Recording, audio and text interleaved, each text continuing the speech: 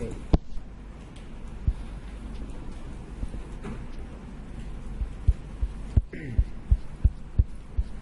Right, page 116. Come back to this.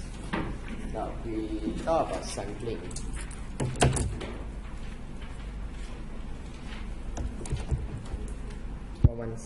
Okay.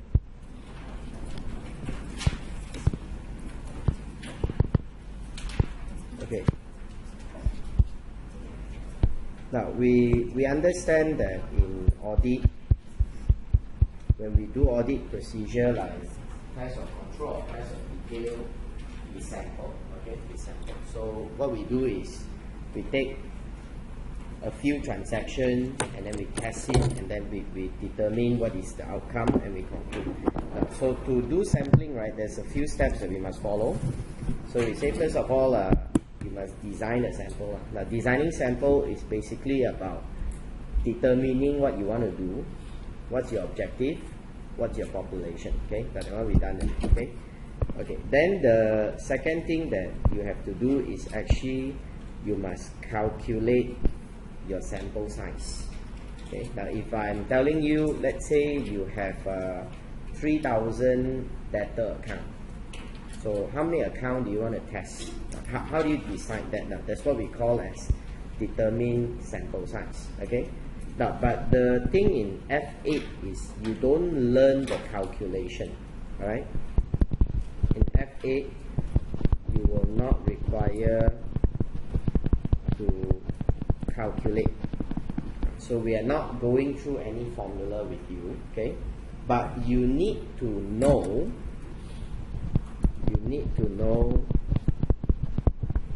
The factor that increase or reduce your sample size. Okay, you've got to know the factors that increase or reduce your sample size. Okay, now so I will go through with you the factor. Okay, now by looking at this table, you just come to this page 118. Now the factors affecting test of control and the factor affecting substantive procedure, test of detail, are not exactly the same. Okay, some factors are the same, some are not. Okay, now so we look at the one for test of control. Now first, what is test of control? Test of control is what the auditor does to test if controls are working. Now, that's why it's called test control. You are testing control. That means you want to know whether control working or not. Okay. Now and what's the purpose? Because we say before, if controls are working, then we can depend on the control, and then when we come to substantive procedure, we do less checking. Right? Now, good control means less checking. Always remember that. Okay. Good control, less checking. But before I can decide do less checking, I must be sure the control must be good. That's why we test control. Okay. Now, but will you test more control or less control? So if let's say in the population you got 1,000 transactions, how many control must you test? Now you must go through the factor. Okay. Now the first factor that we see here is this. Now you read this, maybe you find it very hard to understand. Okay, so I explain to you the other way. Now they say extent to which auditor risk assessment consider control. That's what they say. This is the factor. The extent to which auditor risk assessment takes into account the control. Now what do you mean by this? Okay, this part. Extent that your risk assessment takes into account control, meaning, okay, how good the control we expect them to be. Okay, now this whole thing is actually about how good the control we expect them to be. Because we are talking about how your risk assessment takes into account the control. So if it takes account the control, means you expect control to be good. Okay. Now how good you expect control to be? Now let me ask you, if you expect internal controls to be good, do you test more the control or test less the control? Huh? Test less. You sure? Now, okay, I do a simple experiment. Okay, I do a simple experiment. Alright. Now, if let's say a person come to you, alright, he very cocky one. He very cocky. Okay, imagine I am very cocky. I come to you and say, you all 全部大笨蛋. Okay, let's say okay, 没有一个比我聪明的okay, 你们的是在蠢蠢到没有的蠢okay, 没有人比我聪明的你不信的话 you ask me any question, I also can answer you. I say like that. I say, okay, 来问. So when I challenge you I say I'm very good okay, I challenge you, I say you ask me question, you test me how many question will you ask? 你只是Mr. Lau, 我问你世界上最大的鱼是什么？你问一个问题，我答了，哇，你真的是很聪明。You happy or not? No, right? Then how many questions you gonna ask? As many as possible, right? Because you cannot convince yourself, you're not satisfied, You say, I don't believe you, Mr. Lau. I'll ask you again and again. You ask non-stop. You ask me 250 questions, I answer all of them, no mistake. How? Wow, then you say, wow, Mr. Lau, 你真的是很聪明okay, so now you get my idea, no? Okay, so again, so if you think that internal controls are good, do you test more or test less? Test more, because you want to confirm that the control really good. That was our objective. We want to confirm you're really good. So if I don't test enough, how to confirm? I must test a lot. So the more I feel you're good, the more I test the control. But if I feel you're not good, then I test less, correct or not? If let's say, for example, you're not good, will I come to you and say, wow, you're not good? Okay, I test and see how not good you are. Makes sense or not? Doesn't make sense, understand or not? So that's why, see or not? The more effective you expect, the more you test the control. Because you need to be sure the control really good. That was the reason. Okay, that's the reason. Okay, now you know one factor here. So this factor come from where? Come from risk assessment. That's why you must assess the risk to decide this. Okay. The more effective you expect, more test control. Okay. Okay. Now we go on. Next page. Okay. The next one is about tolerable deviation. Now, before we go on with this meaning, what is deviation? Now, deviation is the term in TOC that we refer to error. Okay? In TOC, deviation is called an error. It's called the control fail.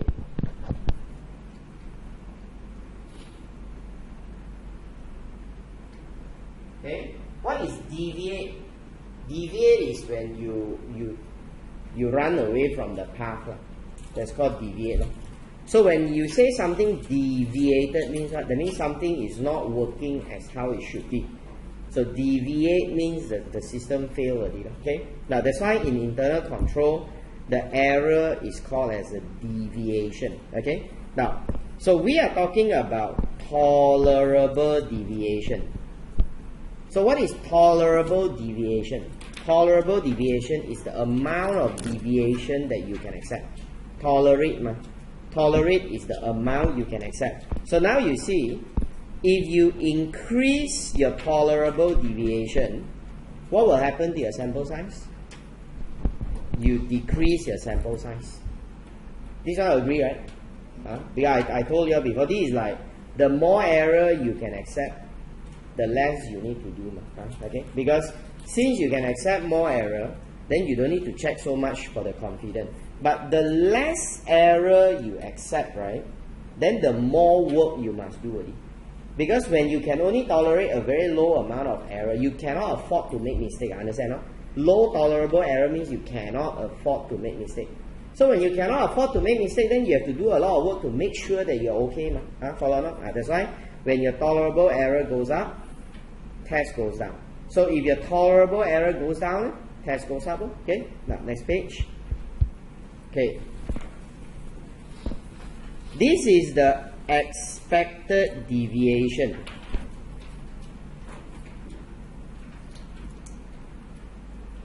What is an expected deviation? The deviation that you think is already there before your test. Okay? The deviation you think is already there before your test. Now, I usually give this example. Okay? This coming exam for F8, December. Okay? Let's say we have 1,000 students in Malaysia take exam. You agak-agak how many can pass? 大概几个 How many hundred? Half lah. That means 500 will fail lah. Huh? Not yet happen also, you know. You got learn fortune telling one. Which school you learn? You tell me. Who teach you? 都没有，还没有发生你就懂。I think he know before happen he know already. About half will fail already. But that's what we are saying. Expected is something that you don't even know. But how come he know is about half? Because he say, I don't need to learn fortune telling. I learn statistics, man. I look at all the exam sitting also about like that one. That means the trend is like that. See, this is what we are saying. You can have something that you can use them to develop expectations. Okay. Now, example, you can follow the trend. But maybe trend come from okay. Last year I did the audit. Last year, 2014, I did the audit. And I look at the system, it was like that. So 2015, I come back. Now you think more or less I know what will happen today, right? Because last year is me, this time I come back so I can develop expectation. Because you know, now so this expectation can come from many ways. Now, but what we are saying, if you are expecting deviation, the more deviation you expect, increase ma. That means the more deviation you expect, the more tests you must do. You make sense, huh? The more deviation you expect, the more tests you must do. Now, for example, our friend come to a clinic and say, doctor, fever. I look at his look, the face more red than my face. Okay, so I look at him, so healthy, can walk nicely. I think this is normal fever. I just say, okay, you go back home, take some medicine. After 3 days, should be okay. But if let's say he come to me, I look at his symptom. He say got fever, the eyes very red they say then the kepala pening a bit feel like vomiting the hand also ache the leg also ache Wow, I look at it, I say, wow, this one could be Zika, could be Zika. Then I ask him, you pregnant or not? If you're pregnant, more serious. He's not pregnant, okay? Now, so 慢慢吞下去，不要喷出来，前面那个就很惨了。Okay? Now, so you see, the moment I start to feel more problem about him, expected, what will I do? I ask him, do a blood test also. See, the more I expect, the more work will come in. But when I don't expect anything wrong, that's it. It's going to end there. Understand or not? So why you want to test more when you expect more problem? Why do you test more when you expect more problem? 2 reasons. 1, so that I can detect the problem that I'm expecting. Now I'm expecting he has Zika. So I ask you to do a blood test to confirm he really got Zika, or to confirm there is no Zika. So that's why to me is like that. I expect a problem, so I must test more to confirm my problem is correct, or to confirm my expectation is wrong. So that was the logic. Now that's why when you have more expected error, you increase your test. Now, but there's a relationship one more. Now, let's say example. Let's say you tolerate 2%. You expect the deviation 0.5%. Now, let's say I compare like that. 2%, you expect no deviation. Then n means sample size. maybe you will see your sample size become like that. Okay? TOC, your sample size increase. Your sample size increase. The moment you have expected deviation, your sample size increase. This is like what? You go exam. This time you go F8. I tell you what, this time F8 very, very different. Why? Got change examiner. Already very uncertain. You say, wow, then I heard this examiner crazy he like to see people fail one. You say, wow, I'm sure the question very tough one. Someone never see his strength before. Wow, then you listen to what I say. What do you expect about this exam? Tougher, right? What will you do in your study plan? Study more? You expect more, you study more. So that's why this is the case. Okay? But what if? Let's say you tolerate 2%, you expect of 3%.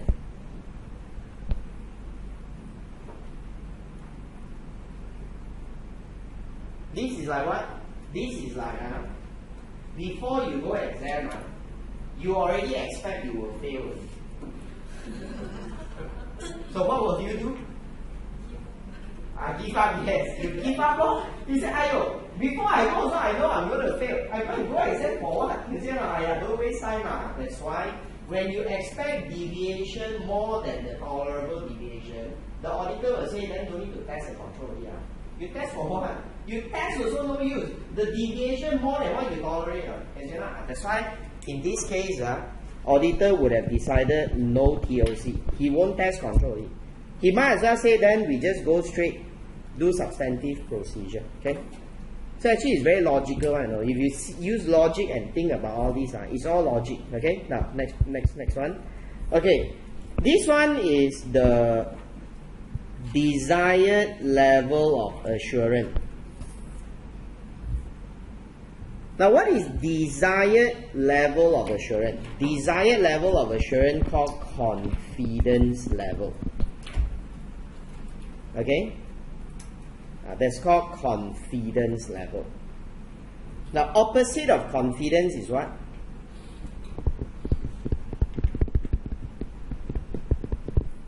Confident, the opposite is risk. Okay? Confident opposite is risk.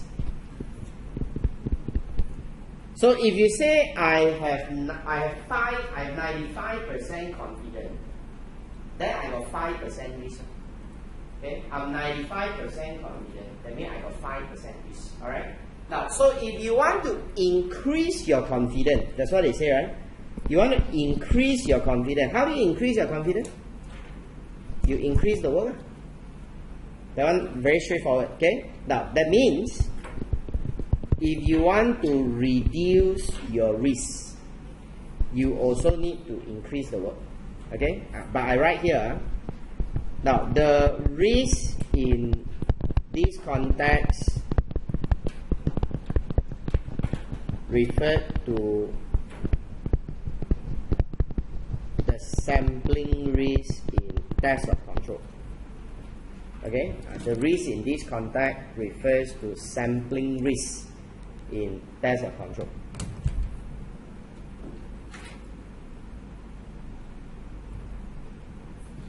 Now, this sampling risk in test of control we call as risk of over-reliance.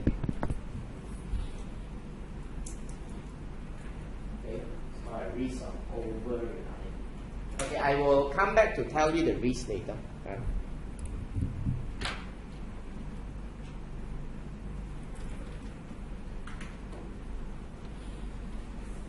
So what are the factors again? First factor is what? First one. Expected control effectiveness. That's the first one. Second one. Tolerable deviation. Third one, expected deviation. Fourth one, risk. Confident or risk. Now these are the four factors. So if someone asks you, you tell me in test or control, do I test more or test less? Now you say it depends on these four. Okay, you use these four to decide whether you test more or test less. Okay, okay. The last one is what? Now the last one says, if you have an increase in the number of sampling units in the population, what is this? Population size.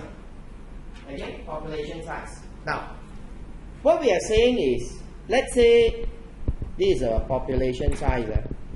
Now let's say your population has 8,000 transactions.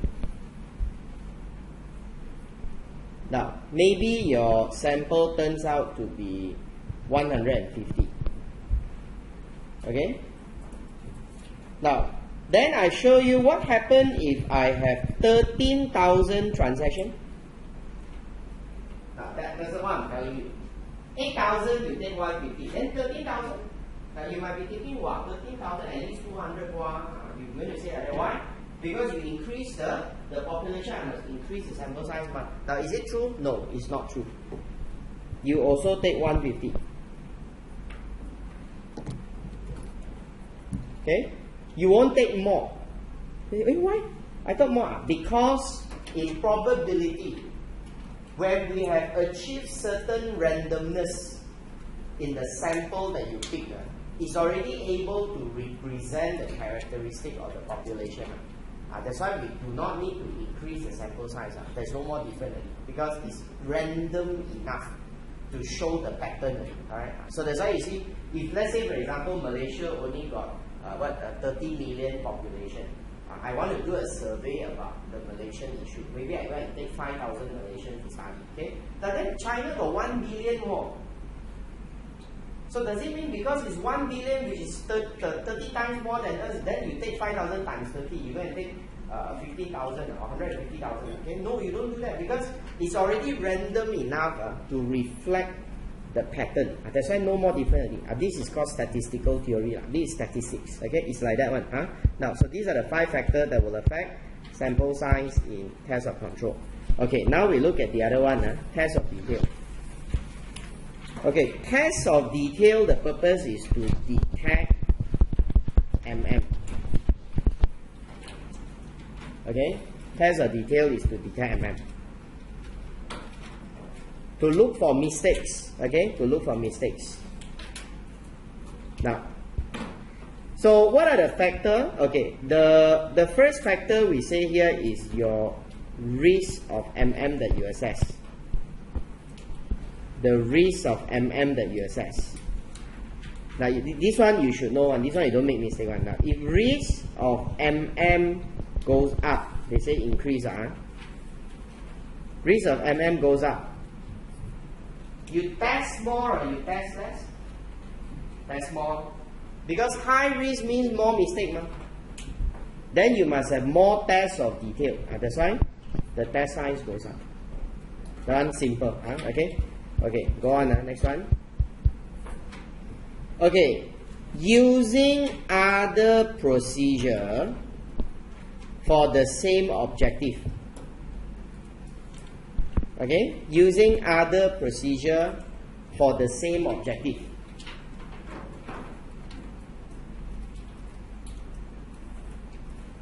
Okay, now example. To pass exam, that's your objective. To pass exam, you can do self-study. You buy book to study on your own. Okay. Okay, other than self-study, what can you do to pass exam? You attend class, can or not? Also can, right? So you attend class. Now, these are different procedure, but for the same purpose. Okay, so you imagine, if you never attend class, you only do self-study, how much time will you spend? Now, I simply give a figure. Let's say you spend 300 hours to do self-study. Okay, you don't attend class. Now, if you also choose to attend class, that means you're going to do both. You will attend class plus you do self-study. Will you still spend 300 hours? Then you spend how many hours? More or less? Less already. That's what we're saying. That's what we're saying. For the same assertion that you are trying to test, if you are using other procedure to help you also, increase one, and then you are using, then what will happen? You decrease your sample size. Because you have other things to help you for the same purpose, then you can cut down your effort. That's why when they say increase, this one will decrease. Okay? Now, next one. Desired level of assurance. So this is confident. Same factor. Opposite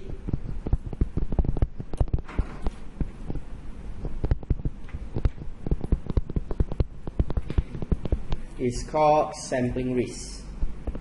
And the sampling risk in test of detail, we call it as risk of incorrect acceptance. That's the name. Okay?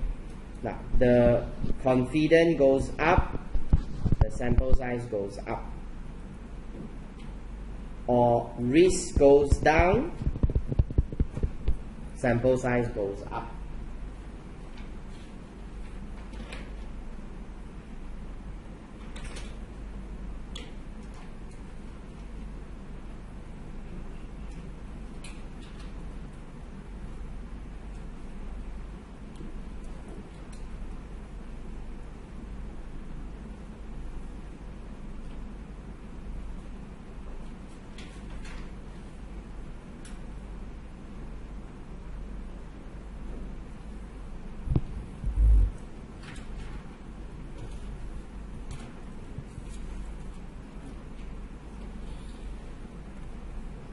Okay, go on next page. Now, again, we talk about tolerable error. Now, just now it's called error, deviation. Here we call it misstatement. It's just a different name. Now, the factor is the same. The more error that you tolerate, the less that you need to test. Same thing, okay? Now, then followed by the expected misstatement. Now, the more misstatement you expect, the more you need to test. It's the same.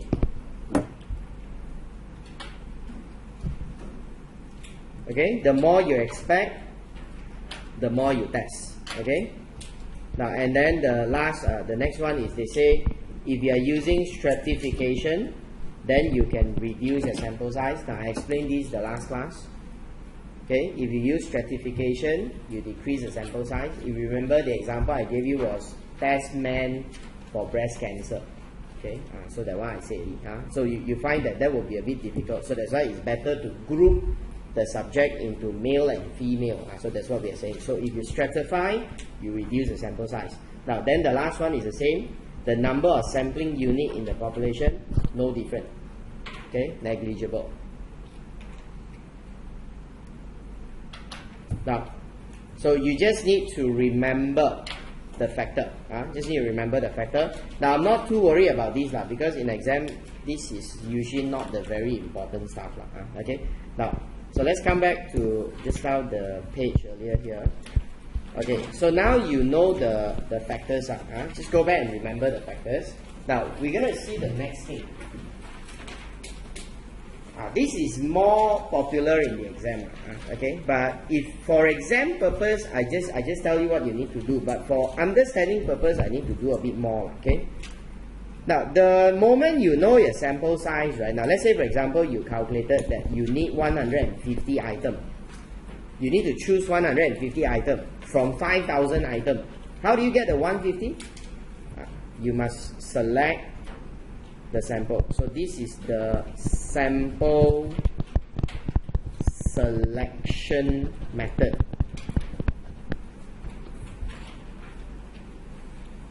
Okay, we call this as a sample selection method. Now, there are 5 methods. Okay, there are 5 methods.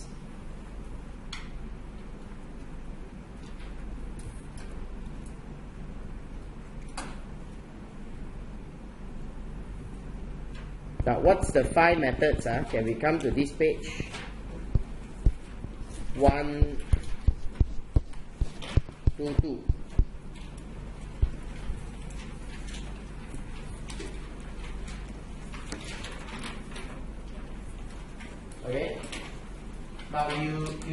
easy to remember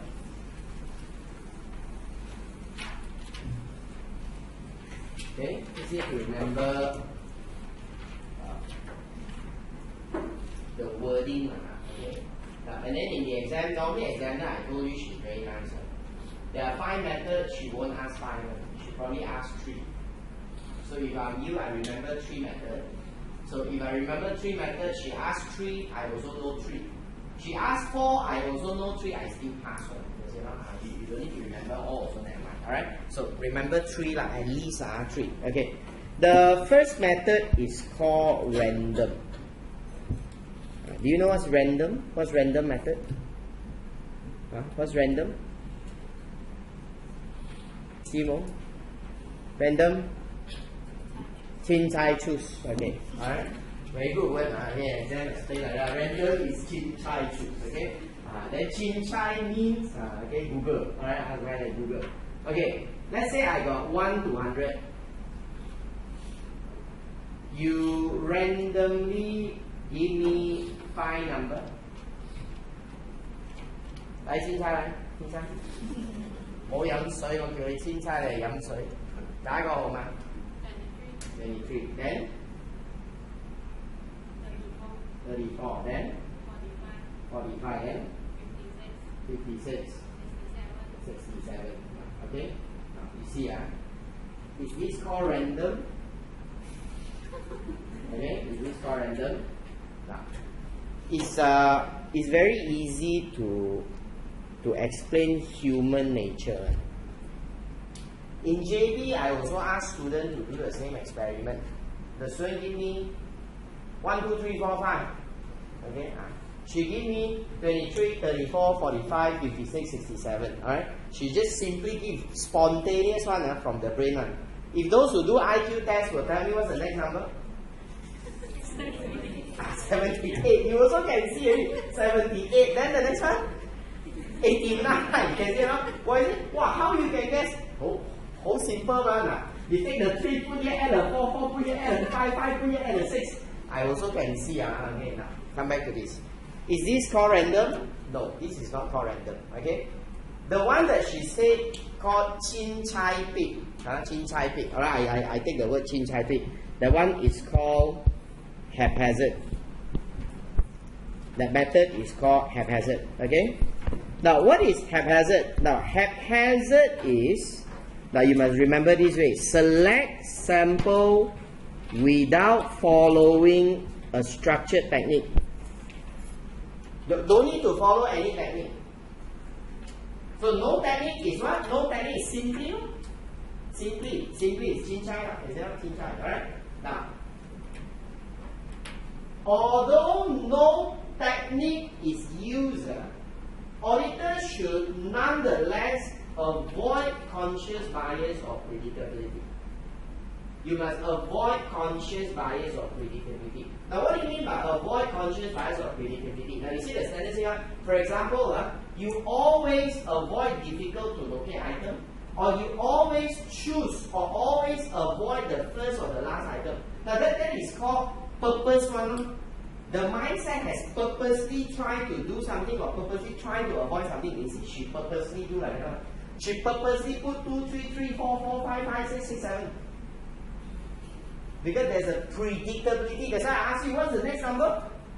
You tell me it's 7, 8. You can predict already. Now that is not your fault, okay? Because and I never pay her money before the class one. I scared you think, wow, then you're going to cut my head. Okay? Come back to this, okay? So this is the problem. This is why they say auditors should avoid that kind of conscious bias. But still, human being human, it's not easy to avoid one. Alright? That's why this method is never representative. This is not a representative technique. So you cannot use it in statistical sampling. Okay, you cannot use this in statistical sampling.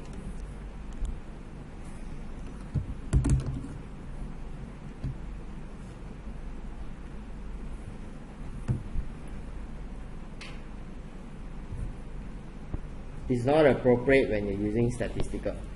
Now, so I told you what's haphazard here. Haphazard is simply, okay? Okay, we go back to the top. Now I explain what do you mean by random, okay? Now, random is never simply. In fact, random very complicated one, okay? It's not simply one, it's very complicated. Now, random must apply to random number generator. You need a tool. Okay, you cannot simply one, you need a tool. We call random number generator.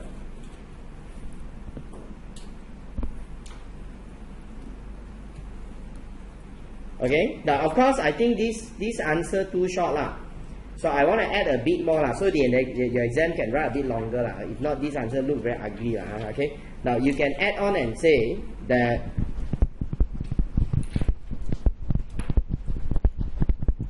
random samples are representative.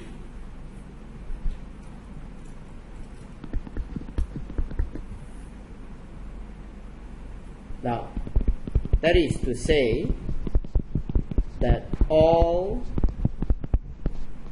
samples have equal chance to be selected.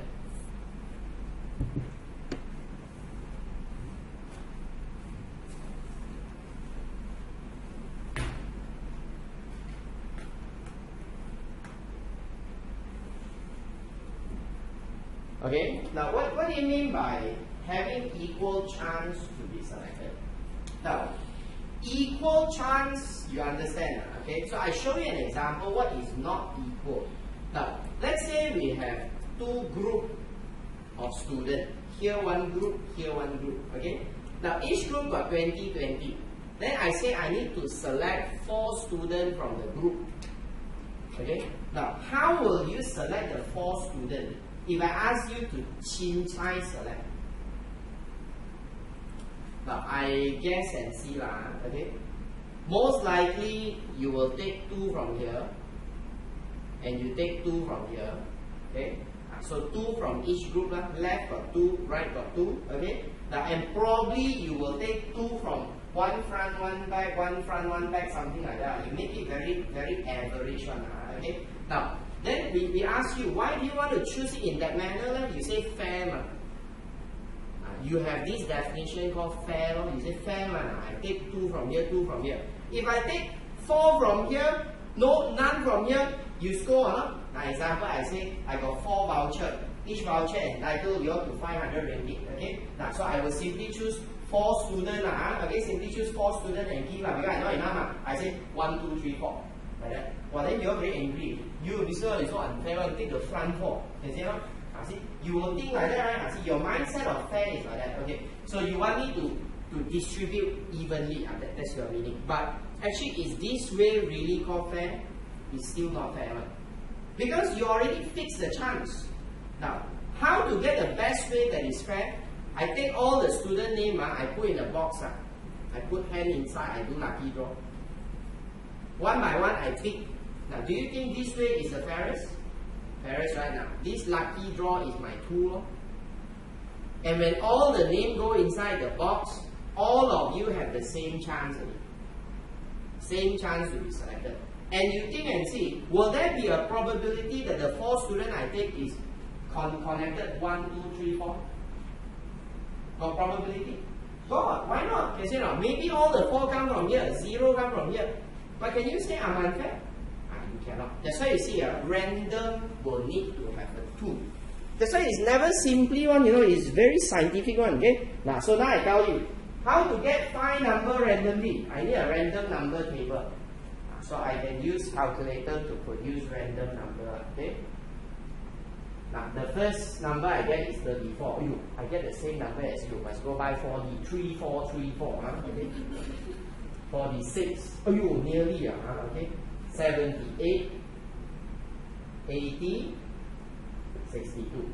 That means these are the 5 number I get. Now why I get this 5 number, I don't know one. The calculator give me one. Okay, that's called random. Now of course, when you press another 5 times, the number could be different. This is called pure random. So that is what we mean by random sampling. Okay, next one. Okay, there's this technique called systematic. So systematic means it's a very systematic technique. It's systematic, 很整齐的 systematic. Okay. Now, what is systematic technique? Okay, systematic has 2 steps. Remember, systematic has 2 steps. 1, you find this thing called interval size by taking the population divided by the sample size.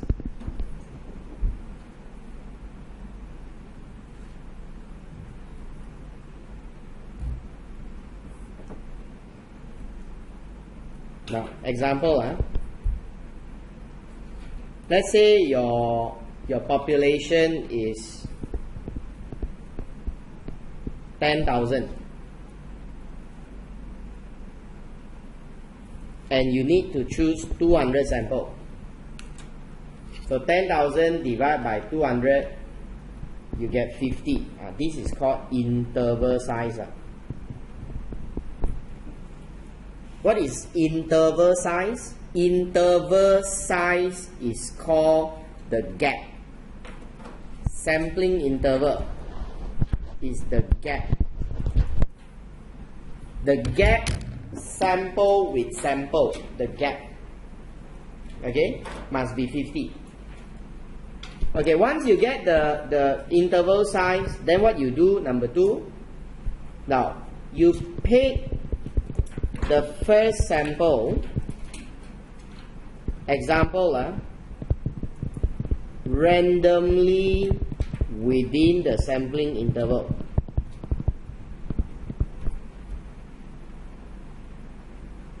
You must take one sample, any number between 1 to 50. Okay? Any number between 1 to 50.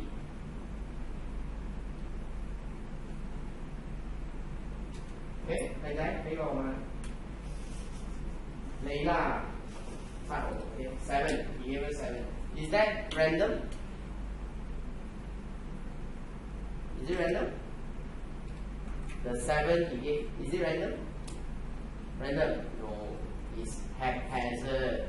He simply give one. Okay? It's called haphazard. Now, it will only be random if you say, wait, Mr. Lau, then he take a piece of paper, he write 1, 2, 3, 4, then he bulat make 50 pieces, he put in the tongue, then he shake, pop, come out. Mr. Lau, I got 7. Then only called random.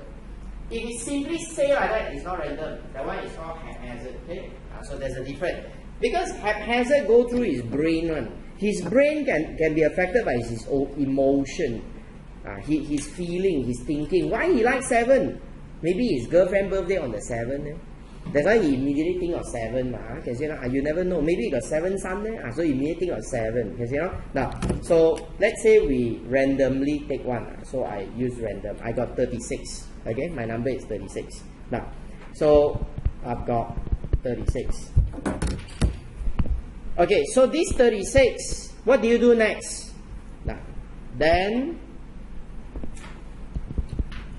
you pick the rest of the sample based on the next 50th unit. Now, why 50th? Because your interval is 50.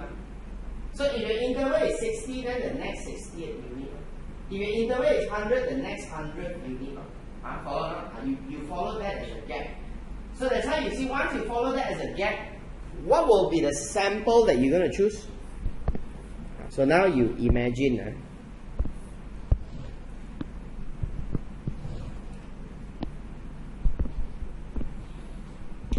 The first unit, 36. Second unit is 86. Then 136, 186, 236, 286, all the way. Now, your samples that you chose will become in this pattern, right? And the pattern is very systematic. That's why it's called a systematic sampling. Okay, you got a pattern, right? Follow that?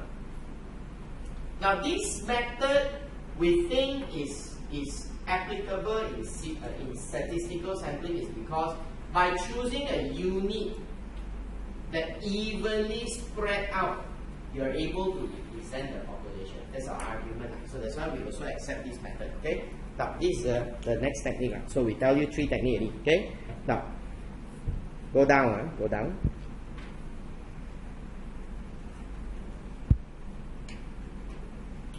Okay. Okay. I do this one first. This is called block. Okay, this is called block. Now, block is defined as selecting a block of contiguous item. Contiguous is the same as continuous also. Okay, a block of contiguous item. Now, it says here that block cannot use in sampling.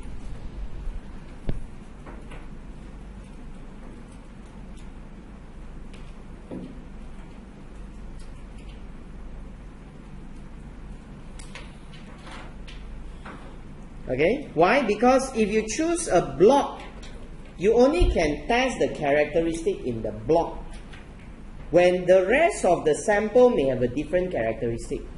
So that's why it becomes very unfair. So that's why block is something that we don't use in sampling. So the idea of block is what? Now let's say this is the population. We focus at this block. That's called block. Okay, now that's why we normally don't use them in sampling. Okay. However, we can use block in cases like you expect the specific block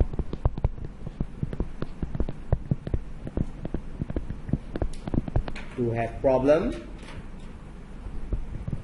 or you're testing a very specific objective like cut off.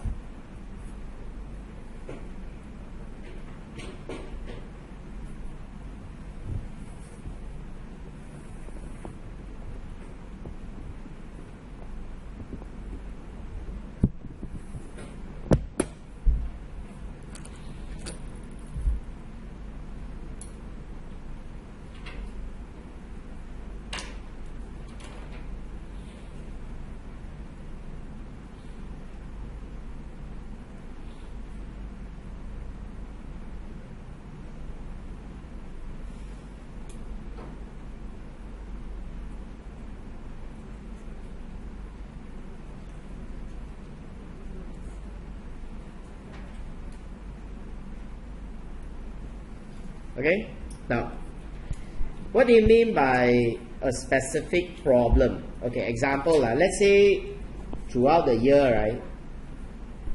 In this month, let's say this month is May, okay? In the month of May, right, there is a system changeover. Okay, the month of May got system changeover. They upgraded the system from the old system change to new system.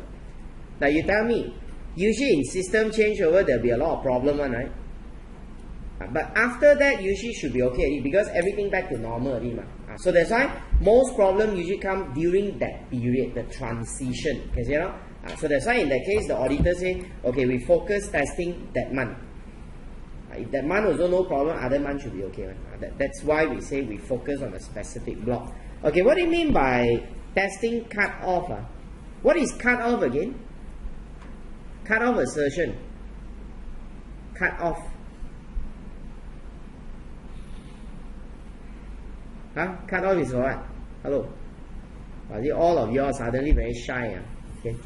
They not look at me one. Oh, you I say okay, alright. Very shy. They not look at me. Okay, no one want to see me. Cut off is that's what. What's the meaning of cut off? How do you explain cut off? You all never learn cut off. Hey, I got teach you all before or not? 好像没有教过，没有 cut off 没有，有吗？没有 no wonder you all don't know okay, alright. Cut off is one of the assertion, one of the assertion that we have in class or transaction. Why I say all the word like never hear before, okay? Assertion in one of the one of the assertion in class or transaction is called cut off. Cut off is what? Record in the correct accounting period. It's called cut off, okay? You must record them in the correct accounting period. For example, if the sales is 2016, you got to record in 2015, then the cut off is wrong. Cut off, cut the period. Can you see? That's why if you want to do cut off test, you tell me. If you want to do cut off test, where will you focus your test?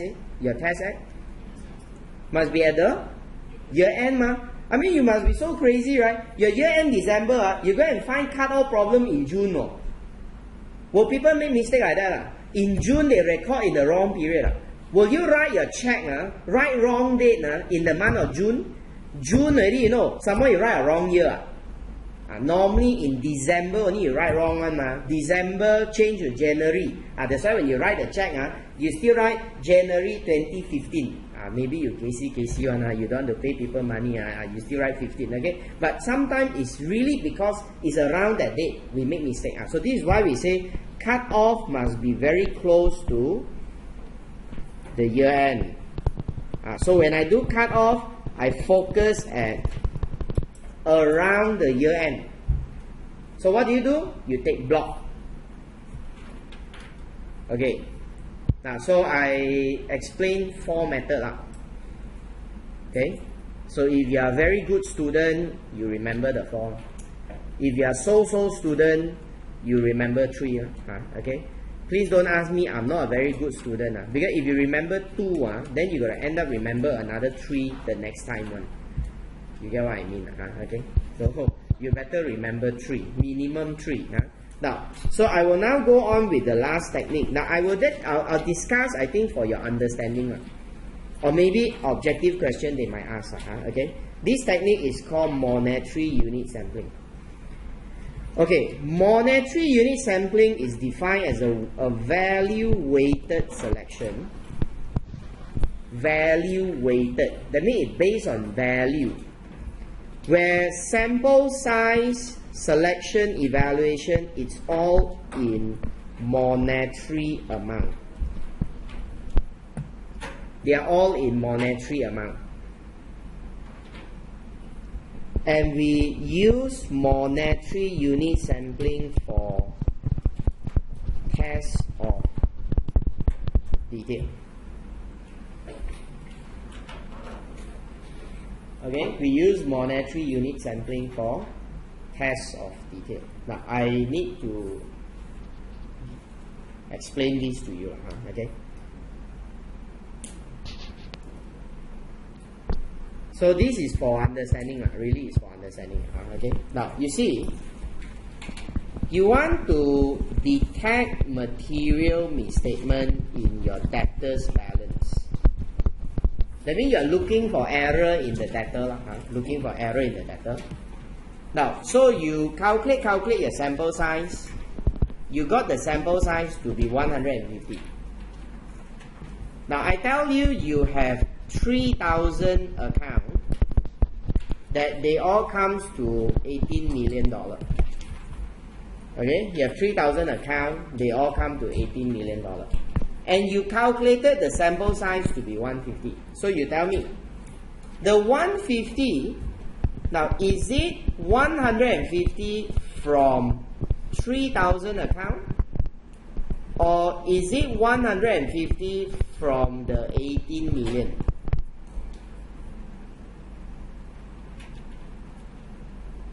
Which one? You guess and see. Wrong also never mind. You use logic. you use logic and guess. You are supposed to detect in balance. So do you focus at the account or focus at the amount? Amount. You should be taking 150 from 18 million. Now why 150 from 18 million? Why not 150 from 3,000 account? Now then somehow you'll be thinking how to select 18 million. So I'm going to show you why. Okay? Now I show you why. You take down all these no use one or you write like that also no use. Now after 2 weeks you read back, you see back, you also don't know what is this. Don't take lah. Okay? There are certain things I explain is for you to understand. You don't write, you listen. Then you listen, you remember then you go to the note, I give you other example. Okay? It's okay one, it's okay. You trust me, you trust me. Okay? Okay? I have 30 over years experience of being a human. Alright? You trust me, okay? Now come back to this. Okay.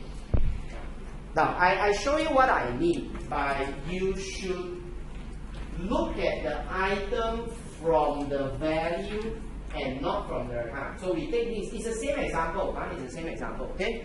Now you see, we need to select. Why my thing blurry? Okay. We need to select 20 items from a debtor's balance of 400,000 with 60 account. Now you see, I show you example first. If we use account to select, okay, tell me how you do systematic. Now this one is the wrong one. Don't write. I'm going to erase one. No. Now if you use systematic, you're going to take interval, right? Interval is 60 divided by 20 must be 3 long. Interval must find interval first. Can you see not? So after you find interval, what you do? You will randomly start. Okay. Now let's say I randomly I take 3 lah. 1, 2, 3 only. I take 3. Okay. So if I take 3, what is the next number? 6. Then 9. Then 12. It will be like that. Okay. You see, this is account number 3. Okay. Account number 3. 4, 5, 6, 7, 8, 9. Okay. 10, 11, 12, 13, 14, 15.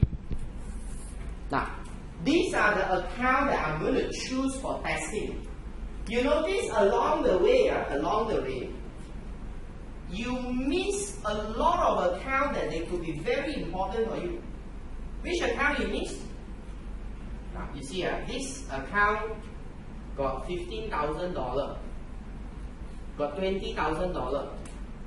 Got $16,000, got $24,000. All this very big, right? You don't go and check. You tell me you want to check what? You want to check 3,001, 2,001. Very small. Then you see you focus at the wrong thing. That is because your focus point is the account. Because you focus at the account, you will not take into account the value. Okay? So now that's why we're telling you this method cannot work here. So if cannot work here, then how? Okay, now we tell you, we modify the method for you. How to modify? Now, we modify the systematic into MUS. Okay? How do you modify? We treat every dollar as a unit.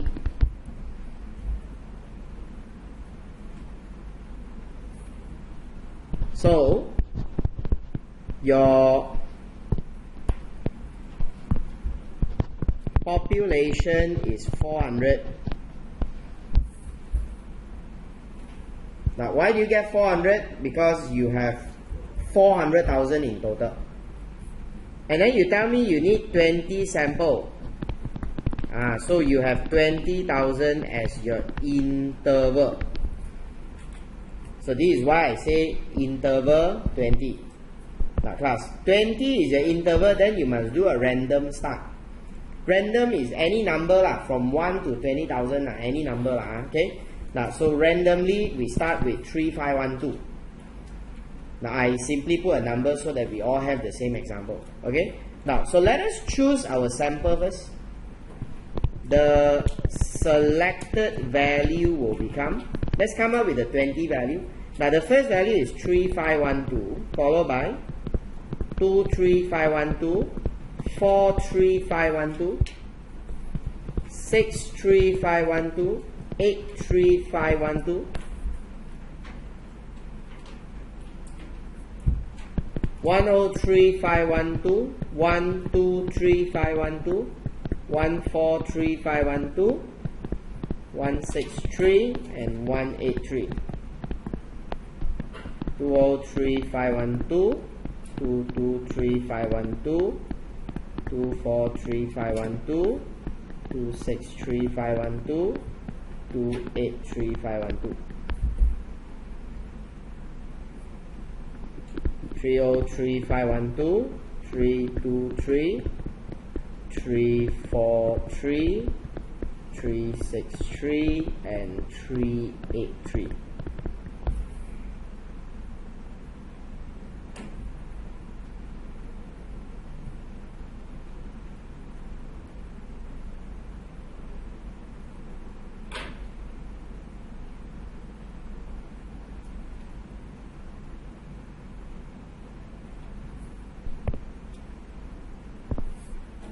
Okay, you don't copy my number lah, you just add 20 yourself 嘛 faster 嘛，啊，你还要看我的号码，一个一个抄啊，哎呦，不抄到天亮。You just see the number, you know what to do, you add yourself lah, then your brain only can turn. If not, you come here, you only copy only, you know. Then your mental development very restricted. Okay, now, okay, so now what you do is, based on the value you selected, okay. Okay, you look at the cumulative value.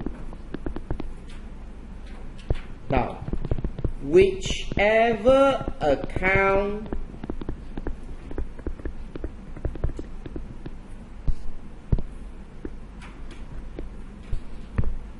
that the cumulative value contains the selected value, please select the account. Now that is how it works out. That's why I see in exam, how you going to explain all this, you cannot explain. Okay, it's only for understanding.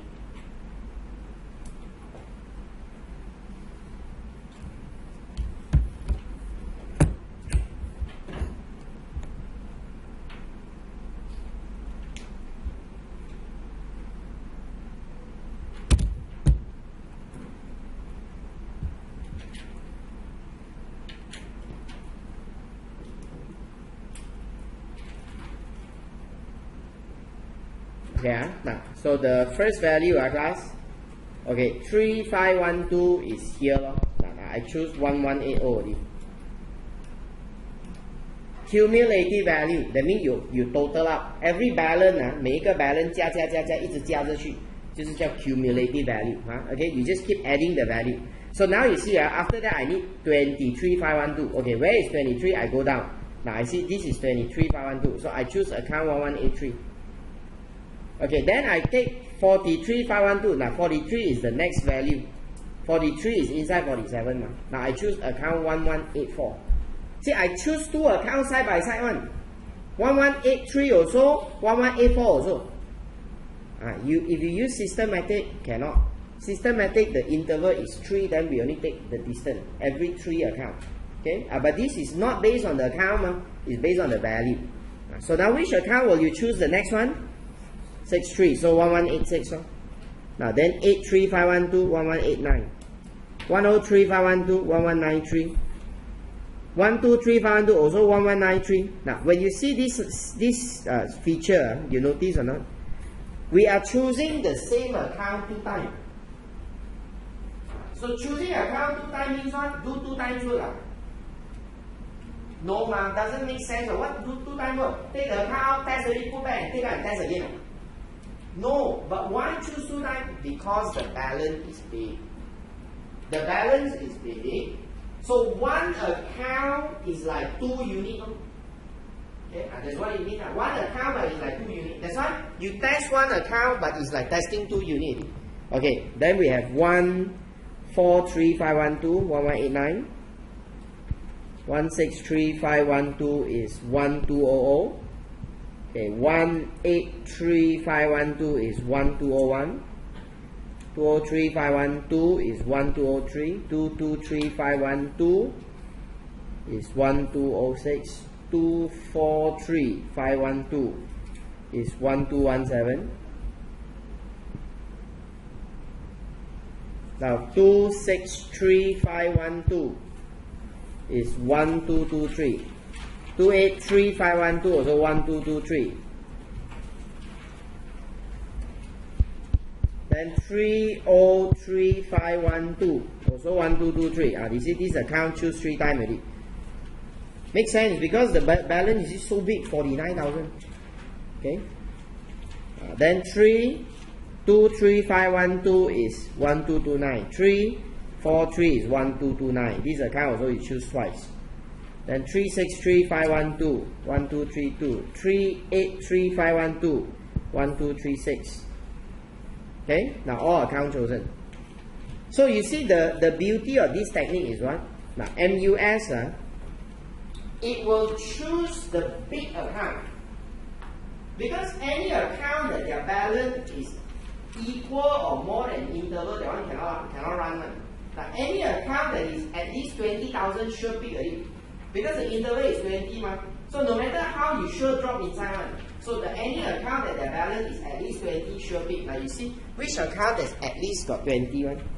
Now this account got one. No? Now I select it. This account got one. I also select. Now this account here, I also select. Now this account also got 20, I also select. Now this account also got 20, I also select. Now you see, that there are 5 accounts that they are at least 20 or higher one.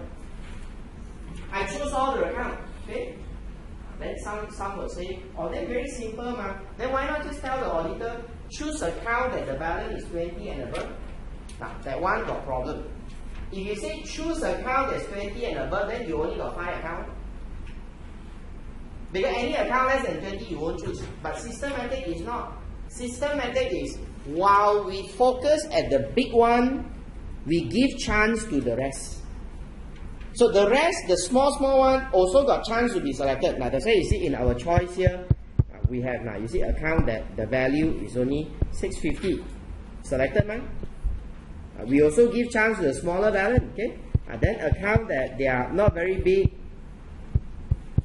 like for example, if you see set 3006, they are also selected. So we are having a very well average kind of selection, okay? Now that is called MUS. So these are all the 5 techniques. Now I only ask you to remember 3 minimum. Remember 3. How to explain? I don't want you to remember MUS because that one so difficult, so forget it.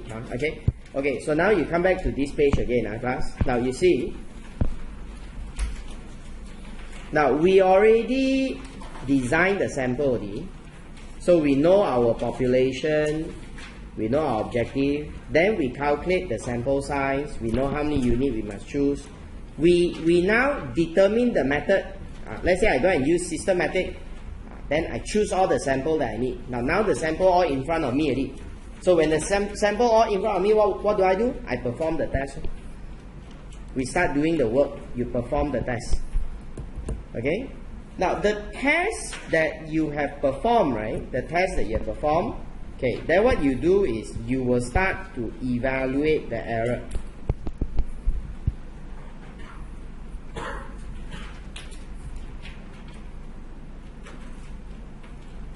Now, the sample, you test them, okay?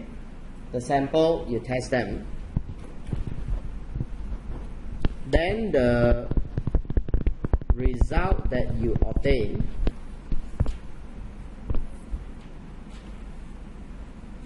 you must ask yourself,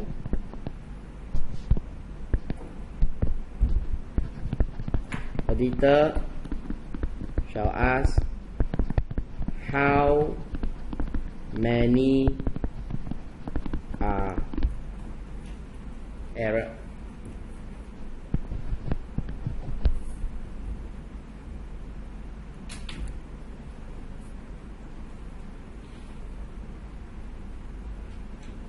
Okay, you ask yourself how many are error. Okay, I want to teach a term for you only. Actually, the whole idea I discussed is to teach one term for you only. Okay, now how many of error, and then any anomaly in the error.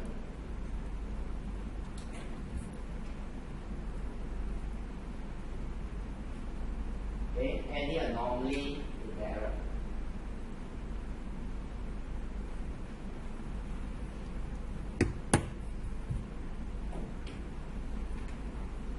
Okay, so what do you mean by anomaly? Now, anomaly refers to those errors that they are standalone. Okay, they stand alone. Okay, they are on its own, very independent, and you don't expect them to repeat unless the same condition happen again. Okay, it stand alone. You don't expect them to repeat unless the same condition happen again. Now, so example, now let's say when I do the work, I detected, okay, that there is an invoicing error. Okay, there's invoicing error comes around $3,000. So as I analyze why that there is an invoicing error, I realize that the reason because on that day there was a blackout. So because there's no power, the system all down. So the staff all got no system to use. So they only do manual. Alright, that's why because they do manual, no system, on that day make a lot of mistake. Now, so I ask you, do you think this kind of mistake on other day will repeat or not? Or will happen or not? Or do you think this is something that is very specific on that day? Right? Specific, right? Because you see that the reason because was due to what? The blackout, system down. So this kind of error is called anomaly. You don't expect them to repeat unless what? Unless the blackout happen again. So if I ask you, if the whole year there's only one day there's a blackout, then do you expect this error will repeat? No. If I say, but if that year got 3-day blackout, then you say, oh, then maybe the other 2-day blackout also may have same problem. If you know that, then as an auditor, what you do? You should ask your staff, check that 2-day also, right? Since you know the 2-day will have the same problem, you won't be just so blind and say ignore it. No, right? You go, since these are the problem, go and check the 2-day. I see that 2-day got problem or not. Okay? Now that is called anomaly. Now why we need to know anomaly? Because anomaly will affect us in doing projection. We do not project anomaly. Okay, we do not project anomaly. Okay, I explain to you projection. Then from there you understand what I mean by we do not project anomaly. Now you go to this page 126.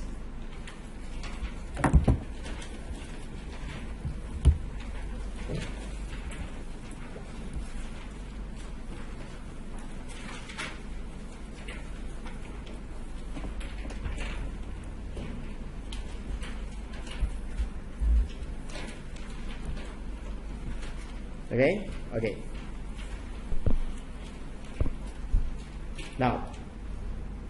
Now we look at TOC. Okay, initially when you start the audit that time, you do a preliminary assessment and you think the control risk is low. Preliminary is the initial stage, permulaan, the starting. That means the one you agak-agak, you feel, okay, you say, okay, I feel control risk is low. So now I ask, okay, if you feel control risk is low, then how many percent you tolerate? Okay, you tell me I only tolerate 2%. Okay, you say you tolerate 2%. That's what you say, you tolerate 2%. Then you calculated, you say, okay, I need to test about 300 control. You need to test about 300 control. And of 300 control you tested, there are 8 control deviated. Deviated is what? Fail. Fail already. 8 control fail already.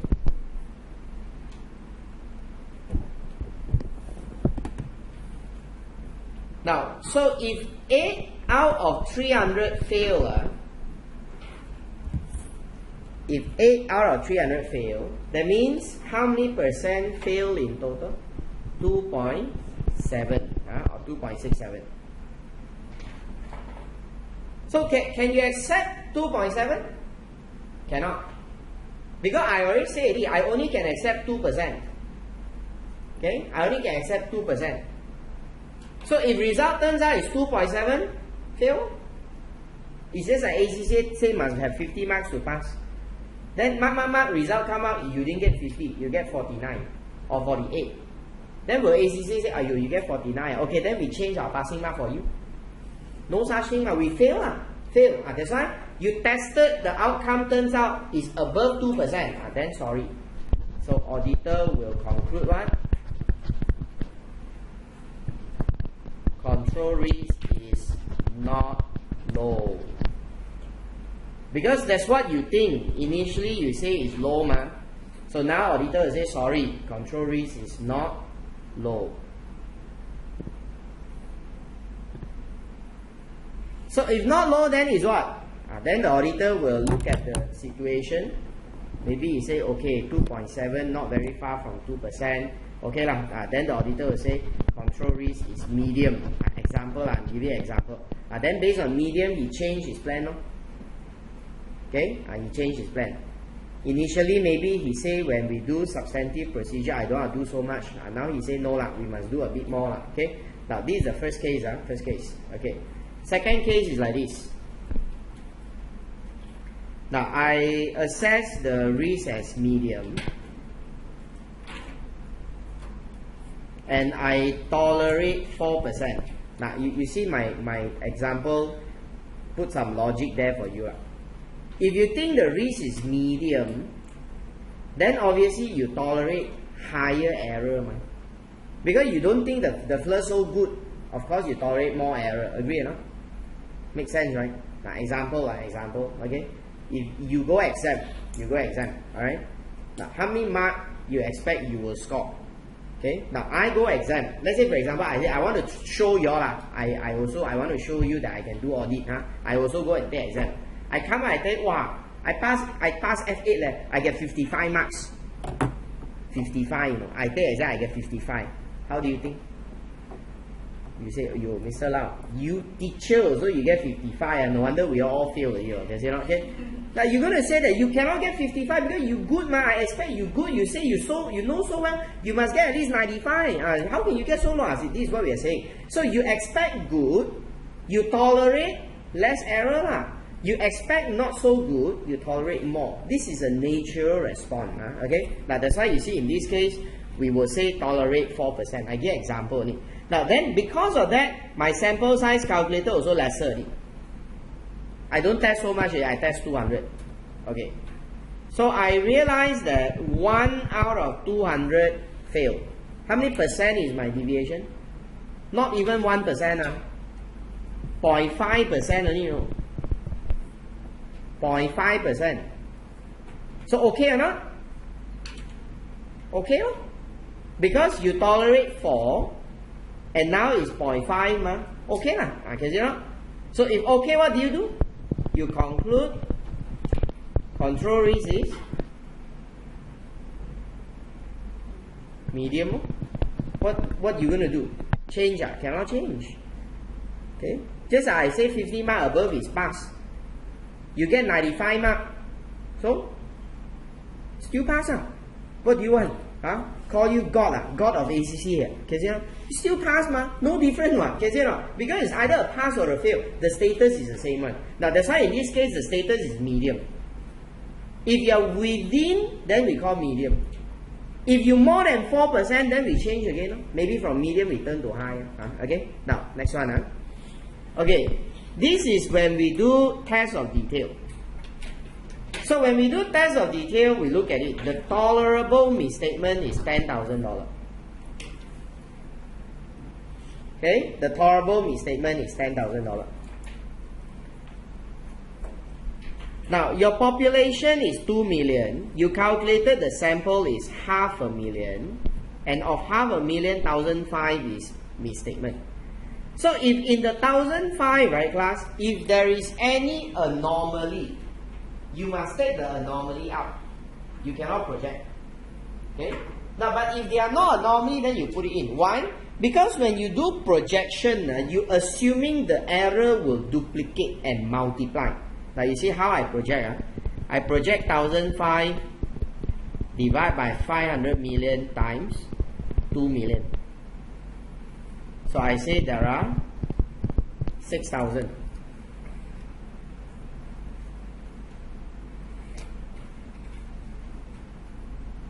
This is why if you know there's any anomaly, you take it out. So now you see the projected misstatement is 6,000. You tolerate 10. Okay, no? Okay, right? So you conclude no MM.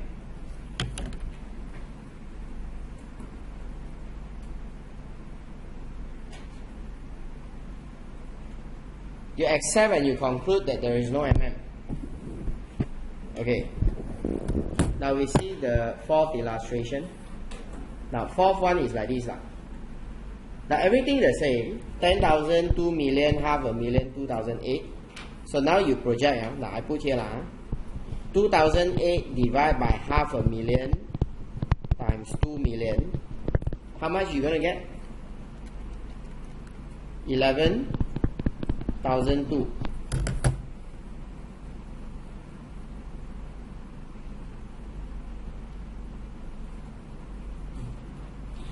Okay, you tell me based on what you see now, what is your conclusion?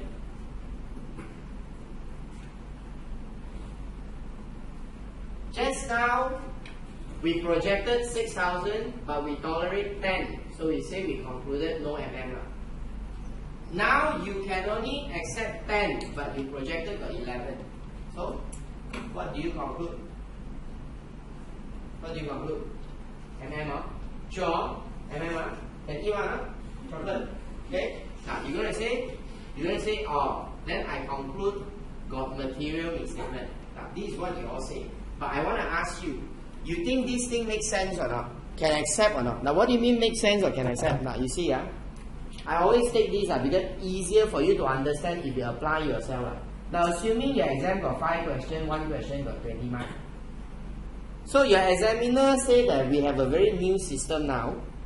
When the examiner or the marker mark your question 1, let's say you get 14 out of 20, we will immediately project this mark and say, okay, you get 70 marks and we give you a pass. We won't mark your question 2 to question 5. We just pass you. If you are passed in this way, will you agree the pass? Or will you tell ACCA, I don't want the pass, you take back, you mark my 4 questions? You want or you don't want? You don't want? You want or not? I pass you like that, or I give you the pass like that. 你要不要？要不要？要哦。I see. Good thing who don't want. Can you see now? If ACCA mark your question 1 and say that you get 6 out of 20 projected, 哎呦可怜 30 mark, and ACCA now I fail you. Sorry, fail is the right pass. Okay. Now I fail you. Okay. Now if ACCA fail you like that, you accept or not? I see. Understand or not? You cannot accept. You're gonna say what? Projection only ma. My question 2, question 3, you never see. Maybe I get perfect, right? Maybe I get all the 4 questions at the back, 20, 20, 20. No, I get 86, you know. You say, how can you fail me like that? See, no one can accept one. Because it's only a projection. So that's why in this case, if you're going to say, oh, I projected you got MM, then I immediately modify your opinion and tell you the account got problem. The client will not agree. The client say, you prove to me got problem, where's the problem? You show like that. Wow, then you show like that. Chinese how can you show like that? You got no proof. You're only guessing. So the way you must do is like that. You will do what? Yes, you will increase. Now you say, I will mark question 2. Okay, I mark question 2. I mark question 3. Now you see, why you want to increase? Because we are thinking, maybe the auditor very unlucky. Okay, very unlucky. The one you take, all got problem one. So when you increase the test, the result turns out very different already. Now let's say now what happened is, we rejected. Then we increase the test. Okay, when you increase the test, now you see 2008, 500,000. You add another 500,000, 你再加1倍, add another 500,000. But then you don't see your error increase one time, you know. Let's say your error increase only 300. Let's say lah. Then you say, ayo, that means I only got 3,001 out of 1 million. Then you project 6,002 only. See, you project is 6,002. Then you only say, oh, my initial I was very unlucky. The one I take all the problem. That's why you see the second time I do, the one I take all no problem. That's why it turns out I only get 6,002. And 6,002 I'm okay. Because 6,002 is within the 10,000. Then you're going to say what? 搞定. Work finish. Okay? But then, what if after you reject? What if second possibility it's not okay, you end the work. Now what if 2008 out of 500,000, you increase another 500,000, you get another 2009. Yeah.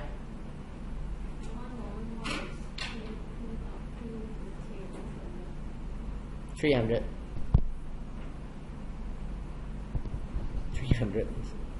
Okay, thank you.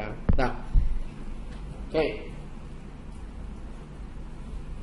So imagine I increase another 500,000. I found my error is 2009.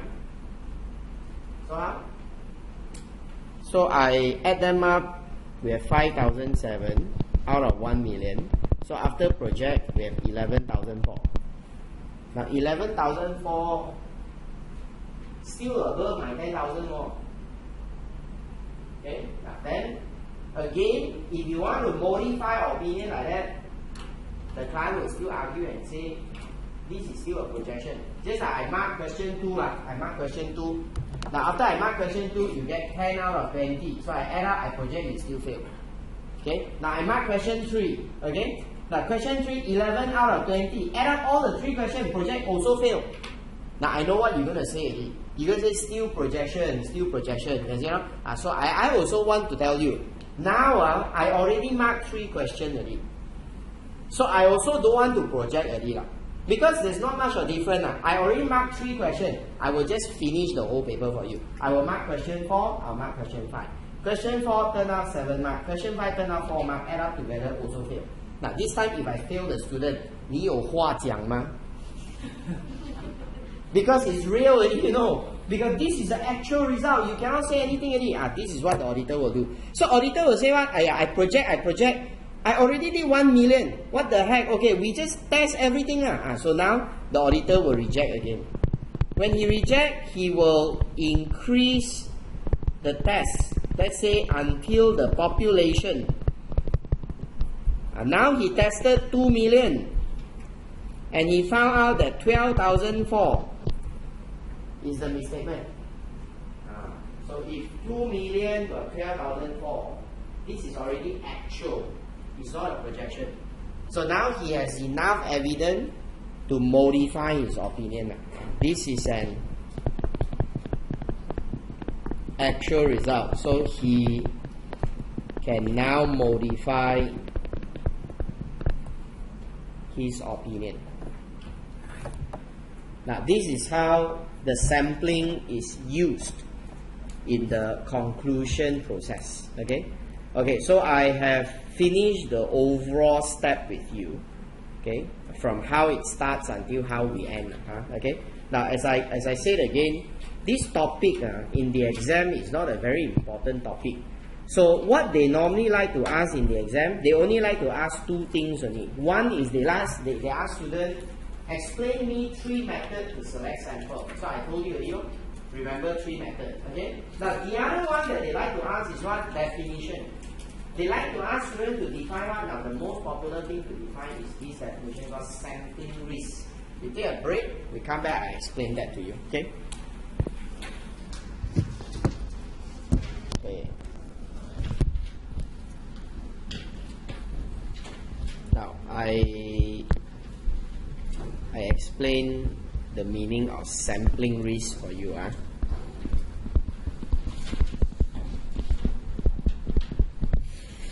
Now, this is a risk to do with sampling. That's why it's called sampling risk. So if you don't sample, right, there's no sampling risk, right? Now, how not to sample? You check everything. Okay, 100%. So if you do 100% examination,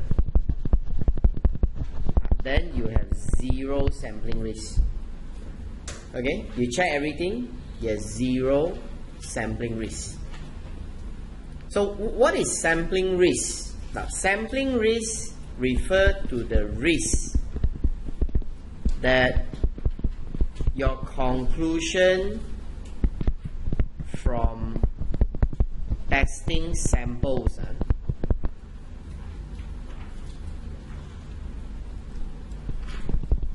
will be different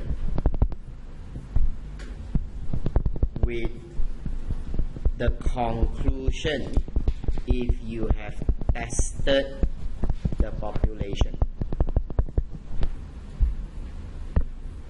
The conclusion from testing sample become different with the conclusion after you test population.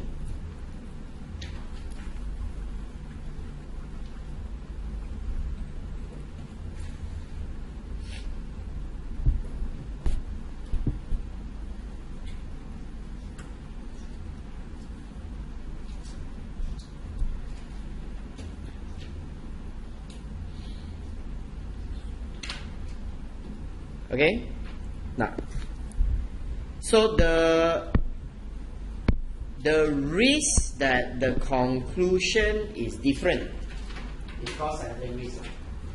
So this risk is influenced by what? It's influenced by your sample size.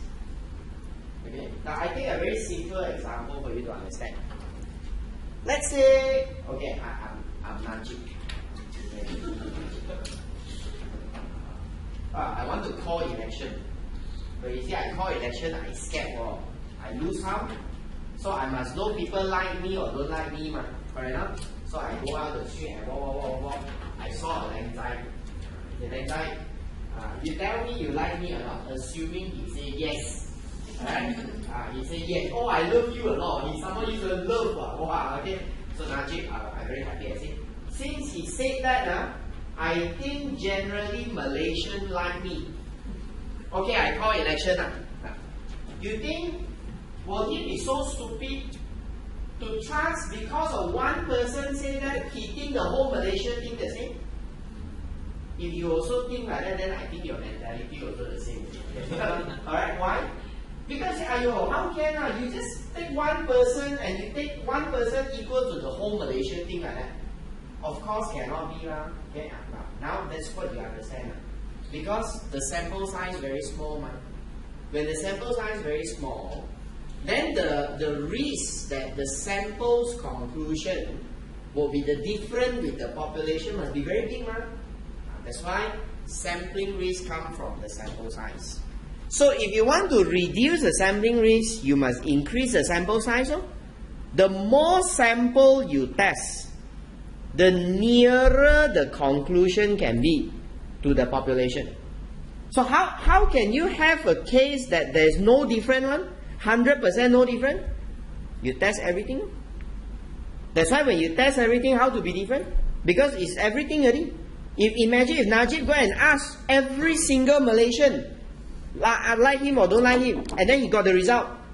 So can that be different? Cannot. It's already the whole Malaysia there already. Can you see? That's why we say already. Once you test 100%, you can never have sampling risk. So this logic tells us sample size goes up, sampling risk comes down. Okay, but I'm not discussing the issue about the risk and the sample size. That one just now we explained it. I want to explain to you that sampling risk exists in test of control and test of detail.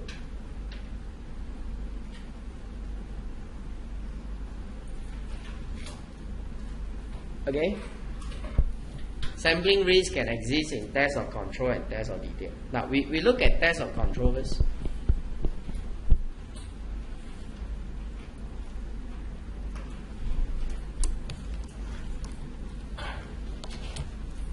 Now, class, you tell me,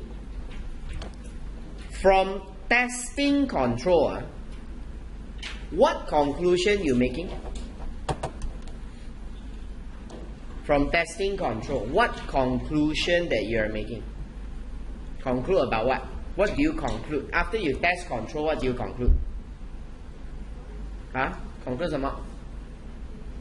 Yeah, conclude effectiveness. That means you conclude the control effective or not effective.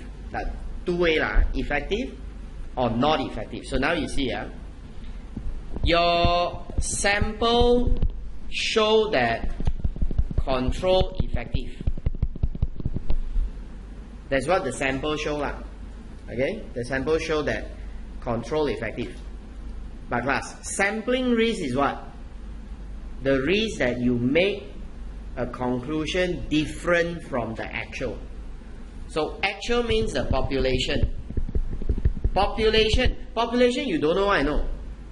Population you only know if you test everything, man. So that's why you don't know one. That's why now I'm telling you, assuming I'm God, I tell you, population shows that it's not effective. You don't know, but I'm saying it's not effective. So what is that? Different conclusion. Okay, the risk that you make different conclusion. Now, actually, it can also be the other way around, right? It can also be the control that you test shows that controls are not effective, but actually effective.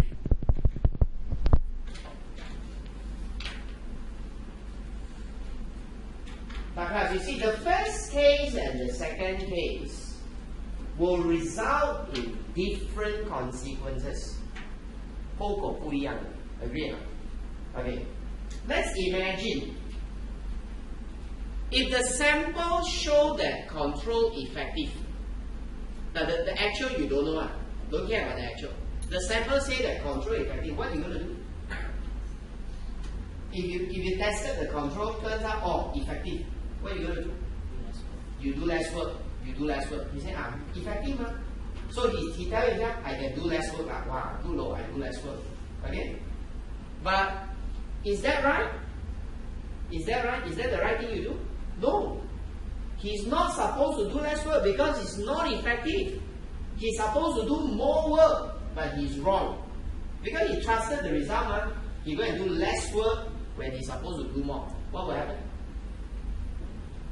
You're supposed to study more. But you thought that, wow, Mr. Lau can be trusted, you trust me. Okay? Now, you think Mr. Lau can be trusted, you trust me. You're supposed to study more, you never study, you study a little bit, what happened? Fail. So simple, right? Fail. That's why you think it's good, and then you go and trusted the control, you do less work, but actually it's not good, you should do more work, so the outcome is what? You fail. Now, this is the outcome. Okay? auditor over rely on the internal control. Over rely. He did less tests when he shall do more. So this may result in giving an inappropriate opinion.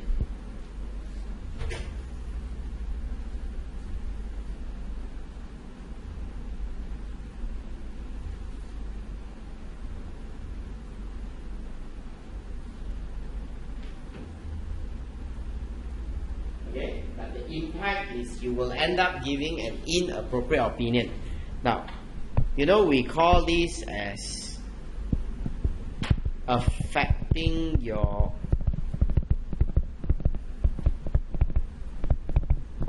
effectiveness. This will affect your audit effectiveness, which is very bad. If we don't want this, okay, it's very bad.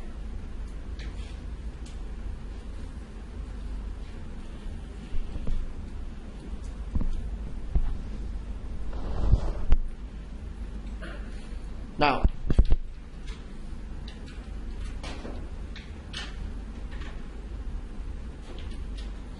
the other way around. Okay, the other way around. The sample show not effective, but actually it's effective. This is like what? You look at Mr. Lau, he always joke like that, like not serious one. They better don't trust him. I go and study myself, I study already. Okay, but actually I joke, but inside I'm very serious. Okay, alright? But never mind. You don't want to trust me, you trust yourself. You study more, you study a lot more. You go exam, what happened? You fail. You still pass. Then you come out, then you only realize, Mr. Lau 其实做多好的, okay? You realize, okay? But never mind, at the end, you still pass, then you think back, I wasted a few more hours to study already. But does it matter? It doesn't matter. So okay, right? So that's why I ask you, which risk is more important?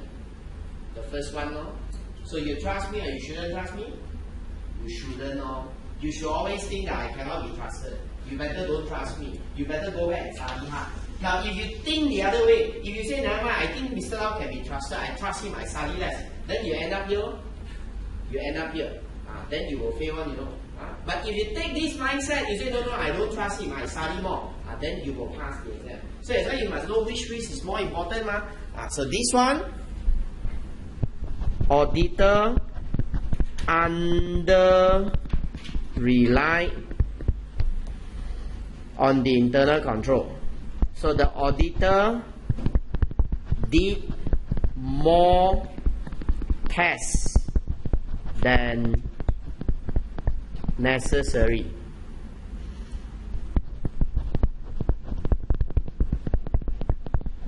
So this is audit efficiency problem. Now that's why class, this one is what we are concerned. This one we don't care one. Now this risk is called risk of over-reliance.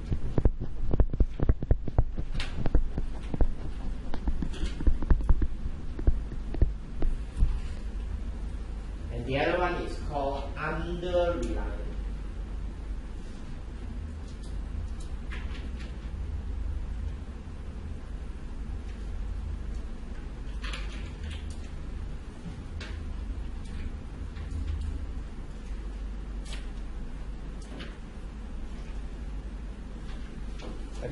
Okay.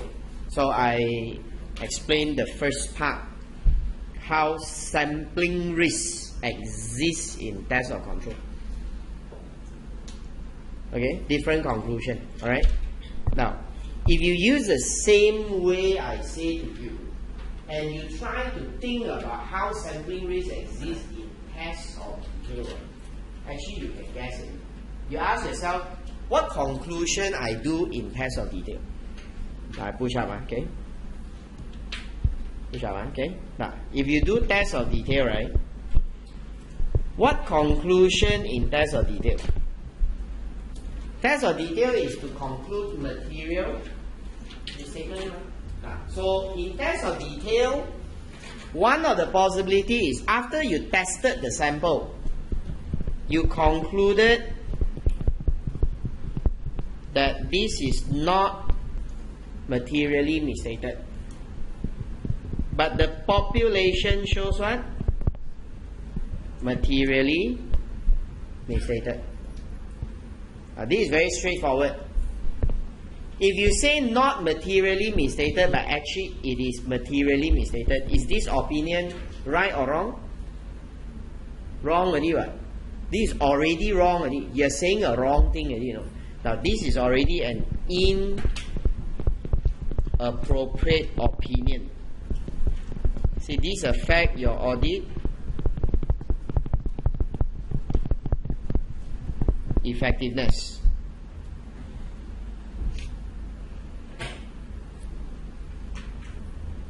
Now we call this as what?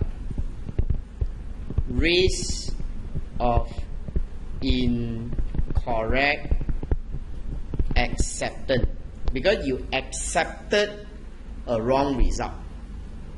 That's called risk of incorrect acceptance.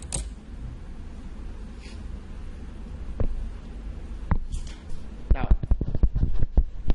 the samples shows mm.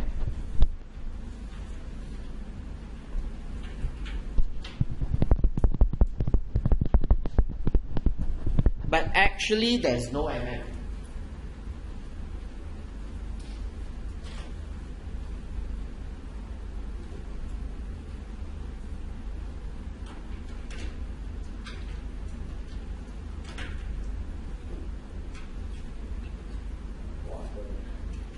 You're using downstairs all the way up here. It's big bang, really bang bang come. Every day they play Big Bang to support their concert coming. Okay, now. So what will you do if the sample shows the mm? That's how we say it, right? Nah? Sample show you fail, what do? You reject, you reject, you increase the test. But that's why you see, if the sample show mm, you will reject and you test more, then you realize that it is not materially misstated. Now this is what you're going to do. You're going to reject and you're going to test more. Then you realize it's not materially misstated. So it affected what? Your time, no? Audit efficiency. Now, that's why we call this as risk of incorrect rejection. That's the name, okay? Because you have rejected, then you do more, and you realize something is wrong. So that's why you say, you rejected something wrongly, okay? Now, again, which risk is more serious? The first risk is more serious, because it affects your quality. Second risk, okay one. Second one only affects time, okay? Now, so whatever I explained to you is the meaning of sampling risk. So I only tell you the meaning. Now you can refer to this page for the definition.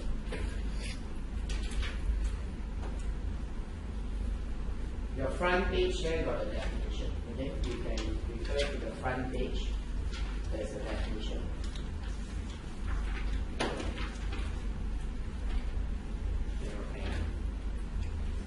Page 114. You can see the definition is there. You can read that one, alright? But from there you read. If I only ask you to read, maybe you don't understand. But now after I explain, then you understand. Okay, that's the definition. Okay, so I have officially finish off this topic. Okay. Okay, I'm going to start with the next one. So where are we, class? Now you see, we talk about planning for quite some time, and then when we finish off planning, I break into two areas. I discuss with you audit evidence, and I discuss with you audit sampling. Now the reason why we break into these two areas is because these are the foundation. Now sampling, at least I don't need to bother, because sampling, it doesn't affect us in the exam, okay? But in practice, of course, you need to bother, because in practice you must know how many samples you need to test, okay? Now then evidence is very important, because why? Evidence is the reason that decide how many tests you need. Can you accept this evidence or not? Why can't you accept? Which assertion you must test? So all these are the important things that you must know. Now that's why slowly, when I go into the next chapter, right, you will start to see I will bring in a lot of things that relates to evidence, which is what we call assertion. You don't understand assertion, then you will never understand what we're going to do after this. Okay? Now that's why we cover that. So once we cover that, okay, now we will go on to the next stage. What's the next stage? Now you see, your planning done already. Now we come to the next stage called the further audit procedure. The next stage. So further audit procedure can refer to TOC, SP.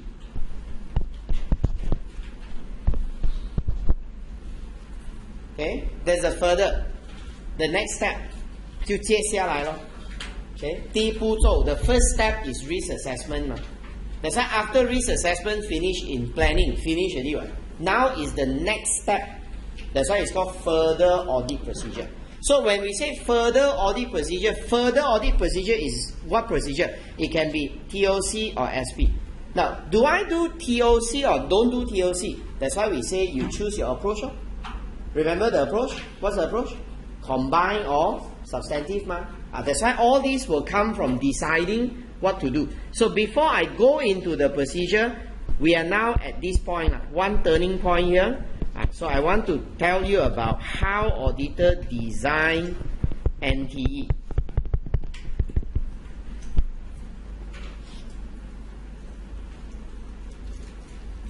Okay, how auditor design NTE. What is NTE again? Nature, timing, extent, excellent. Wow, this is one time that I ask you know everything. Sure pass already this time. Okay. Nature is about what? Method. The technique is called nature. Timing is about timing. Timing is when that you will do the test. It's called timing. Okay? When to test. It's called timing. Extent is what?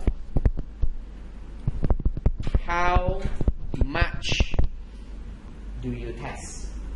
The method, the timing, and the amount of work. So everything in audit cannot run from these three. It's always about nature, timing, extent, nature, timing, extent. So the auditor will decide. Okay? Now, you have the note, right? The next set of note. Chapter 7. One small set, because I missed out this. So this one small set, chapter 7. Now, let me explain directly from here to give you the concept. Okay? So you don't have to go through a lot of detailed wording. Because all these things, I can tell you honestly, they don't test in the exam so detailed. Alright? What they will test detail in exam, I'll discuss detail with you. Okay? Now, so this is to give you a concept to understand. Now, the first thing auditor must decide when it comes to nature. First, nature. Okay? At the most initial level is to choose between combine or substantive. This is the first level, level 1. Okay, level 1. The auditor will need to first choose combined or substantive. So you more or less already know, right? What situation you go for combined? Or what is combined again? Combined is what? Yeah, combined means you have TOC plus SP. This is only SP. You don't test control one. Okay? Now, so if you go combine, you go combine. When? When do you combine?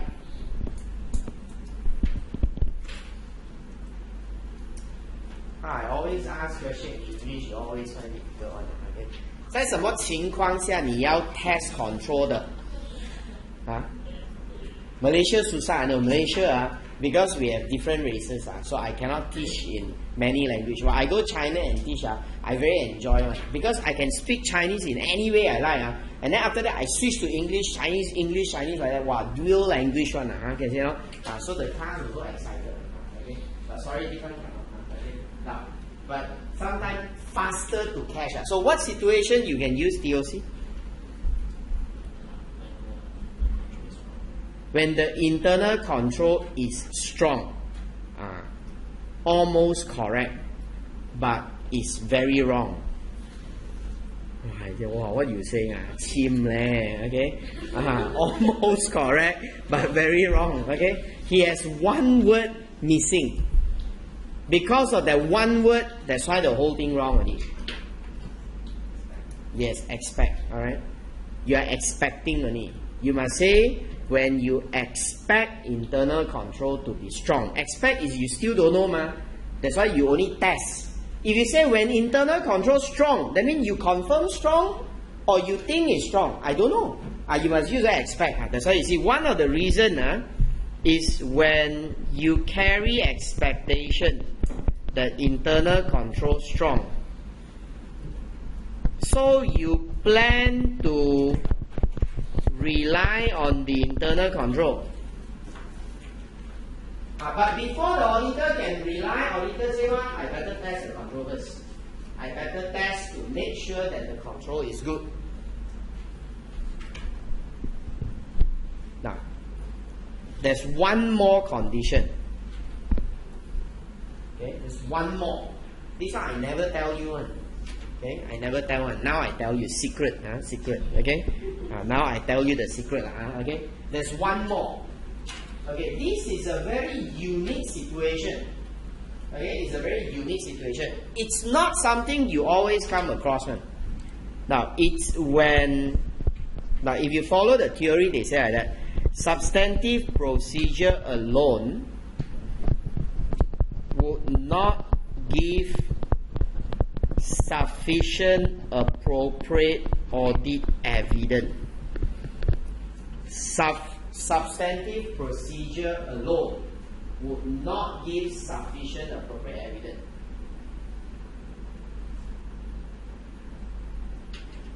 So what does it mean? 就是单单做 substantive procedure 是不足够的。Then you say why?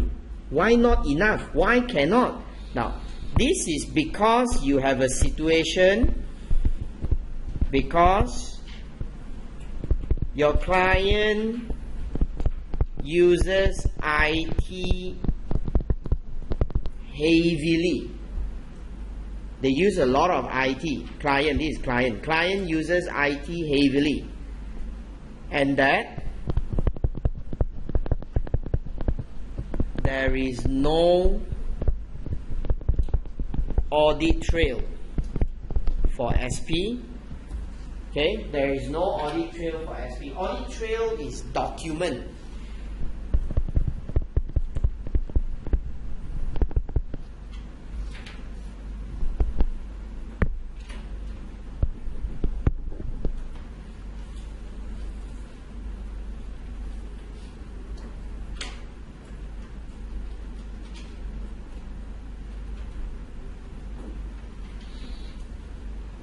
Audit trail is called document.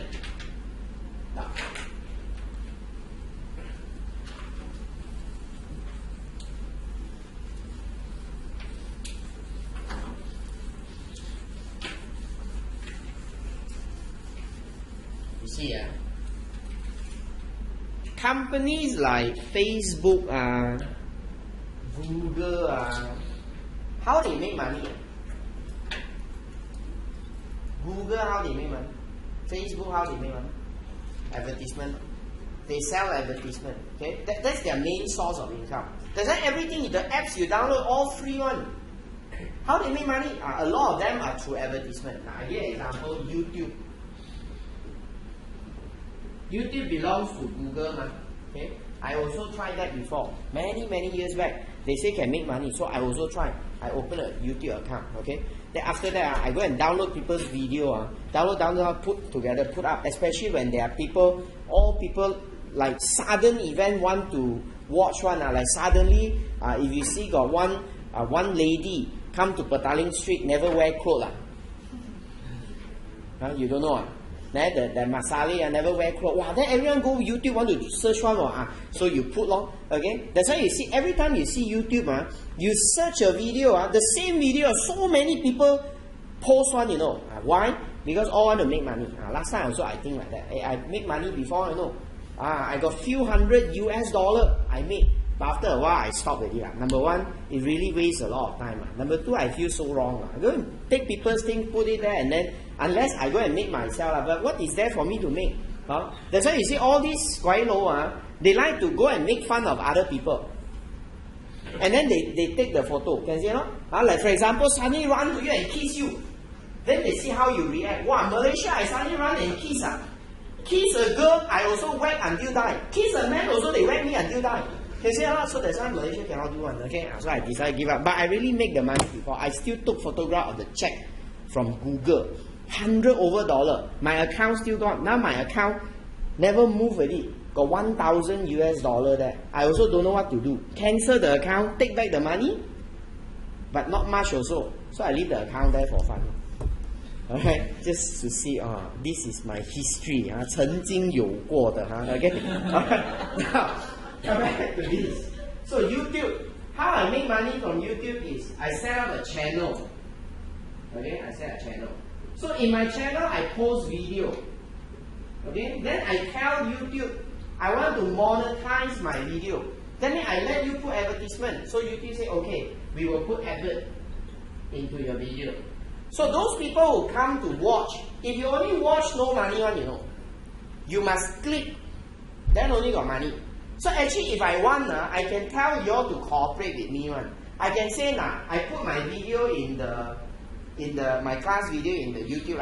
Please, all go and watch. But when you watch, please click the advertisement for me. Okay? So I can say like that. But YouTube also not stupid. Because the behavior is, how many people will click advertisement? Maybe 1,000 people got 1 or 2 click. What, this video 1,000 come, 900 also click. 这个就是假的咯. Then they will ban your account. Is it not? So they are not stupid. Okay, come back to this. So I put advertisement in the video. So some might click, some might not click. So what they do is at the end, right, they produce a report. The report will tell the user, okay, this month we will give you 107.24. Then they will tell the advertiser, we will charge you the advertisement 242.10. Let's say. Now this is only one user. So can you imagine YouTube got millions of users? So all this amount in millions. Now we have a few billion of debtor, a few billion of creditor in the account. And this account will take and put inside Google's financial statement. Correct or not? Now, so now you are the auditor, man. You are the auditor, external auditor. You are supposed to come and audit this figure and audit this figure. You want to check whether this figure got mistake or not. Now you see, if this business is a normal business, not internet business, how do you prove the debtor, the creditor, right or not right? You can check document. For example, customer, when they want to buy something, they place order. They submit PO, correct or not? They got delivery order to receive goods. Everything can prove one. Now, but here, how are you going to prove? Now, example, I look at 107.24, I'm not happy. I go and tell Google, hey Google, how you get this figure? You prove to me how you calculate. Google will tell you what? Google will say what? In Chinese, Google say 睬你都戇. How to prove to you? This is a figure that is by the system, automatic one. Everything computerized. People click, when click, where click, from where click, pop, all computer. So I cannot explain to you. That's why the computer generate a report. That's all I need. So you tell me, how to get this figure? I don't know. So I can only tell you one. You just have to believe me. You just have to believe the figure. You just got to accept. Wrong also you must accept. Then the auditor also the same thing. Auditor will ask, this figure all where you get? Then Google will tell the auditor, this is from the system. You just have to accept. Then the auditor say, then you cheat how? That's why Google tell auditor, no. Our system don't make mistake one. Our system don't make mistake. That's why you trust the figure. Then auditor say, your system don't make mistake. Then auditor say what? You don't believe, right? You test on. You test the system. You test the system until you're happy. Then you believe our system don't make mistake. Then you accept the figure. Now you understand why we say that. That when you are in a situation that you use so much IT, no document to check, the auditor also cannot audit. Then the only way is what? You test the system. Then you are happy the system don't make mistake. Then okay already. So this is combined. Now that is a very special situation, the second one. Okay. So now you see, in these two cases, we go combine. If it's not, then we go substantive. Then we don't do test of control. Okay. So if you have chosen combine, if your answer is okay, I go for combine. So if you go for combine, then you must do TOC first. After you do TOC, only you decide SP. Okay, then I start from combine. So if you say you're going to do TOC first, okay.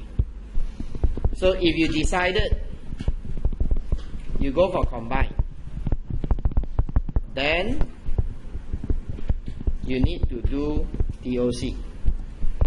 Okay, to do TOC again, auditor must ask this. How do you design NDE? So we back to the same question. Nature, timing, extent. But this is under test of control. Nature, timing, extent for test of control. Okay. Extent first. Extent very easy.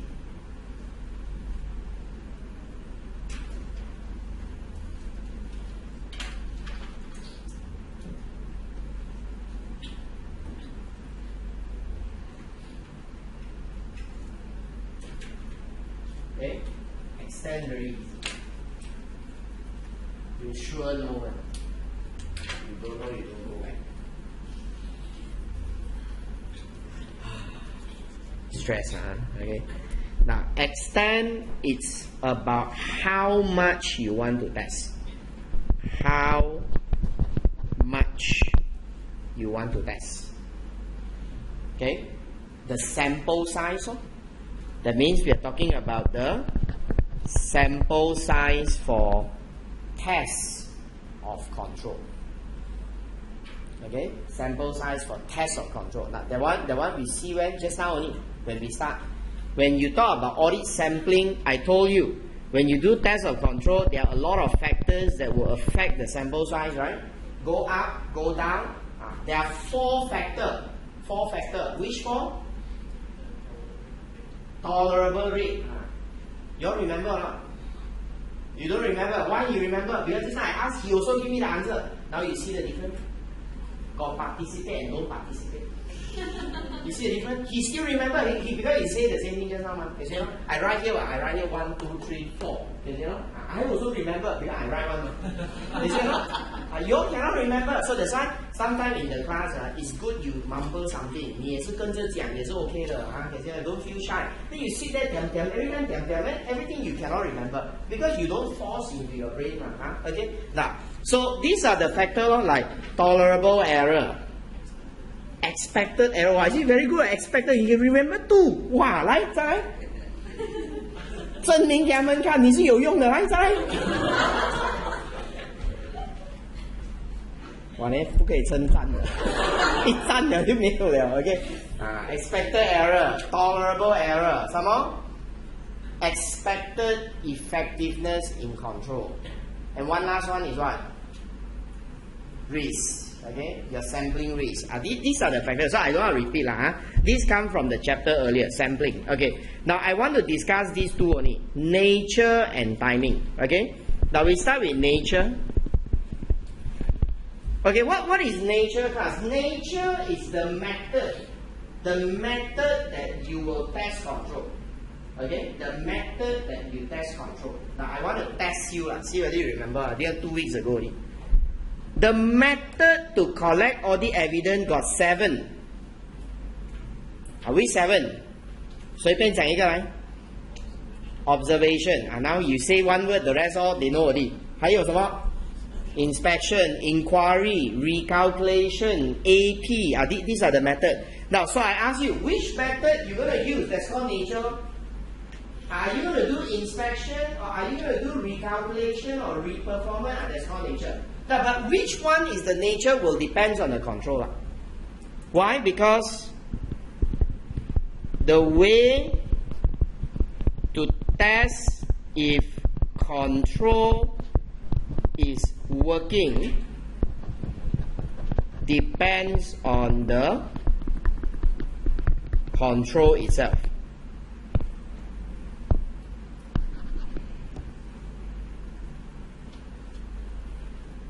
See, the nature depends on the controller.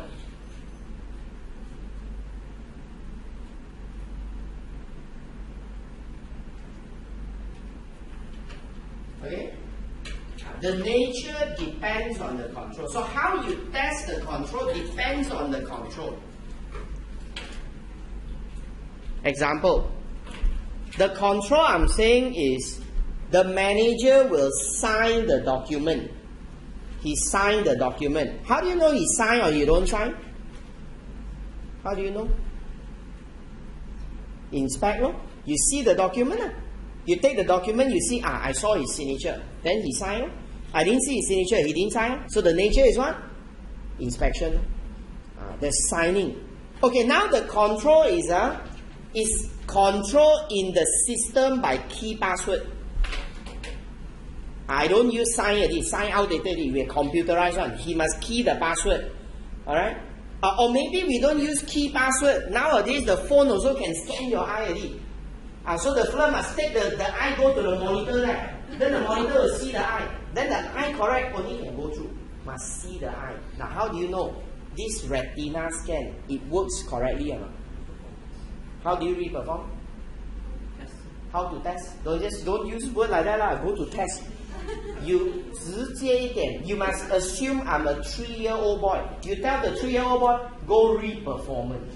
Well, the don't understand what you're saying. Okay? Then you say, go to test. The boy will say, I don't understand. You must say like that. Take your head, go to the scanner, put your eye, see the thing. Then he knows.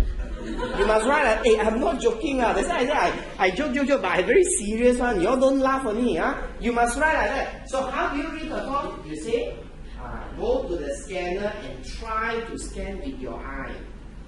Then the scanner will scan and I say wrong eye. Then cannot. So this is how you test control. Now that is called nature. Okay? That is nature. So nature will depend on the control. But we are talking about method.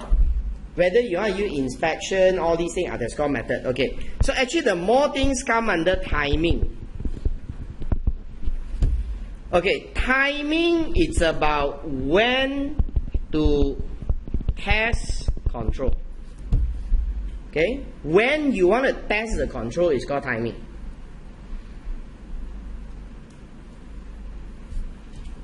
Now I give you another example which is very logical. Then later we relate back to audit. Okay?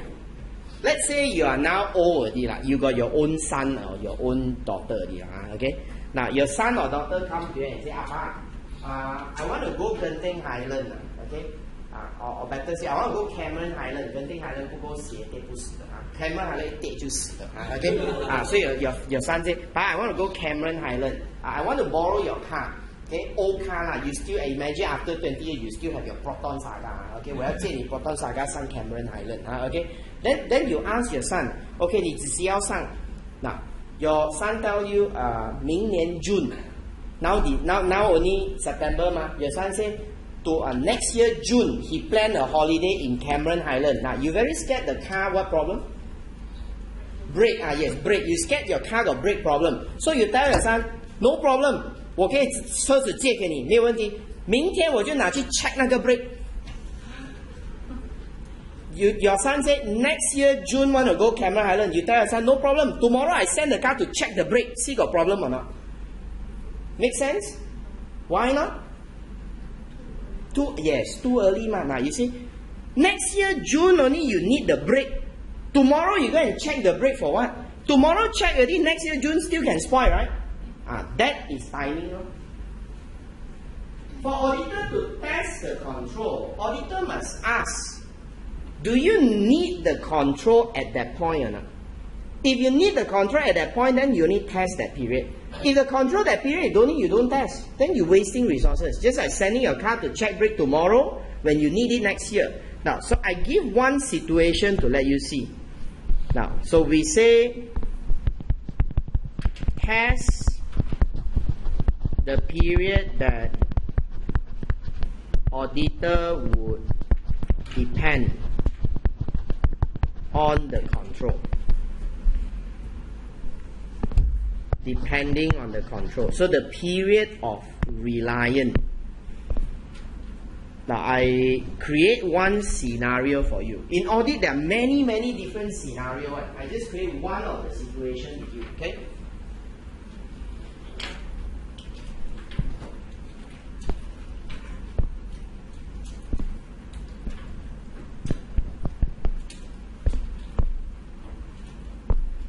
Okay, for this situation, we look at it in this way. Now, the year end, okay, the year end is here.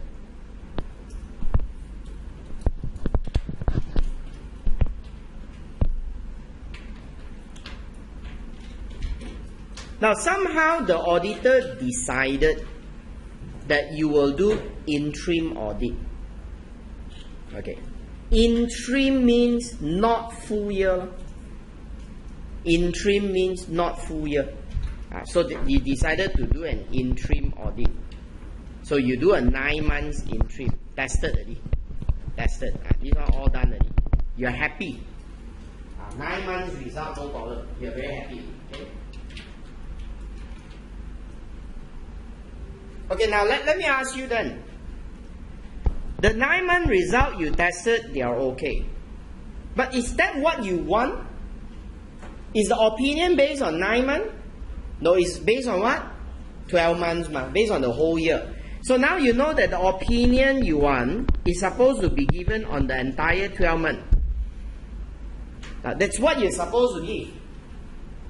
Now, then please use some common sense and think of this. You only tested 9 months, but you need 12 months. Do you think it's safe to assume because 9 months got no problem, then 12 months got no problem? It's too much, right? Because you say, yo, 1 quarter.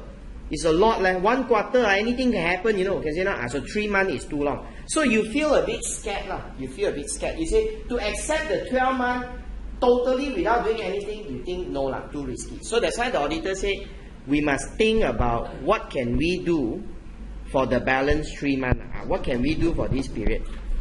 So I put a question mark here. Okay, what do you want to do for this period?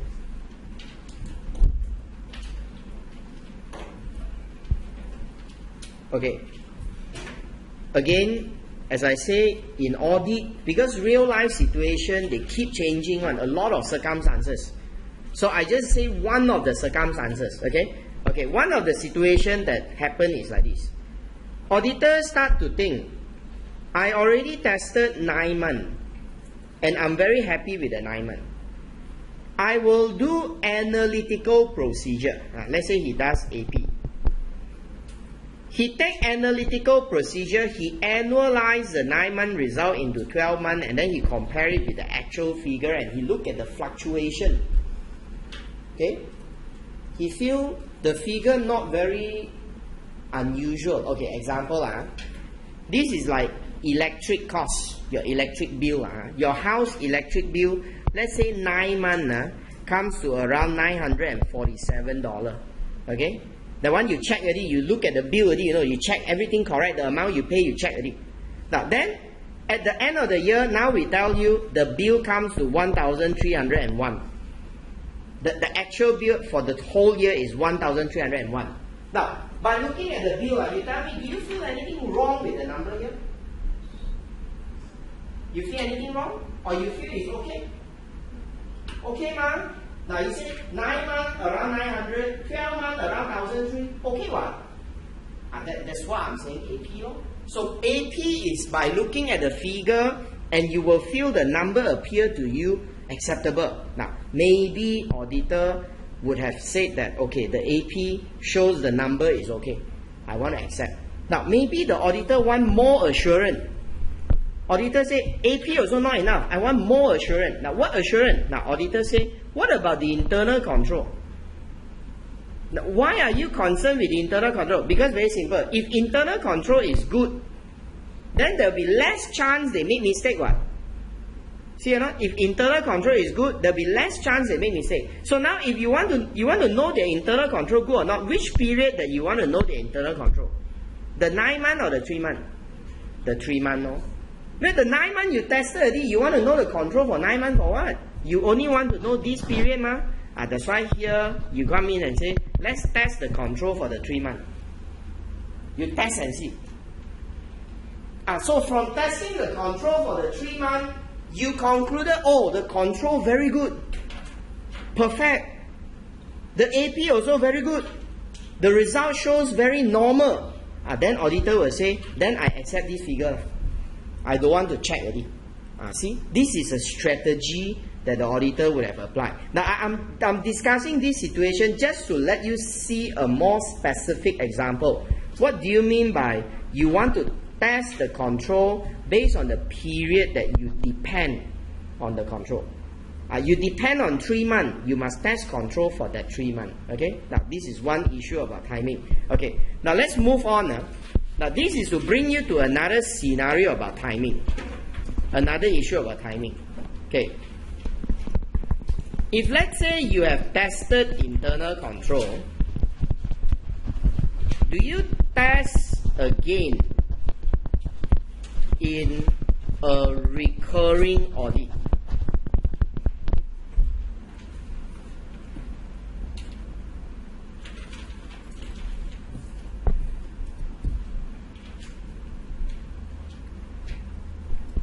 Recurring audit is what?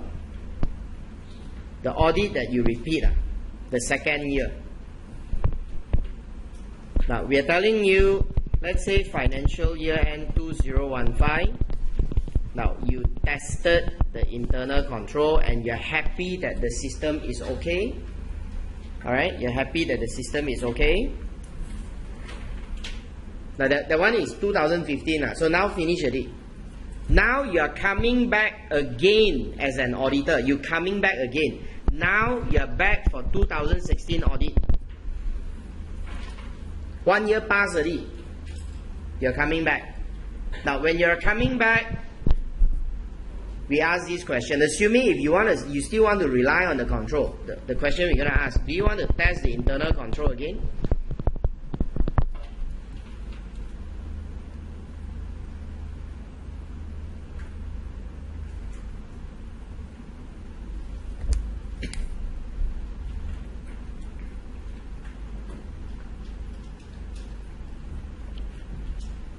Now we are not learning yes or no here.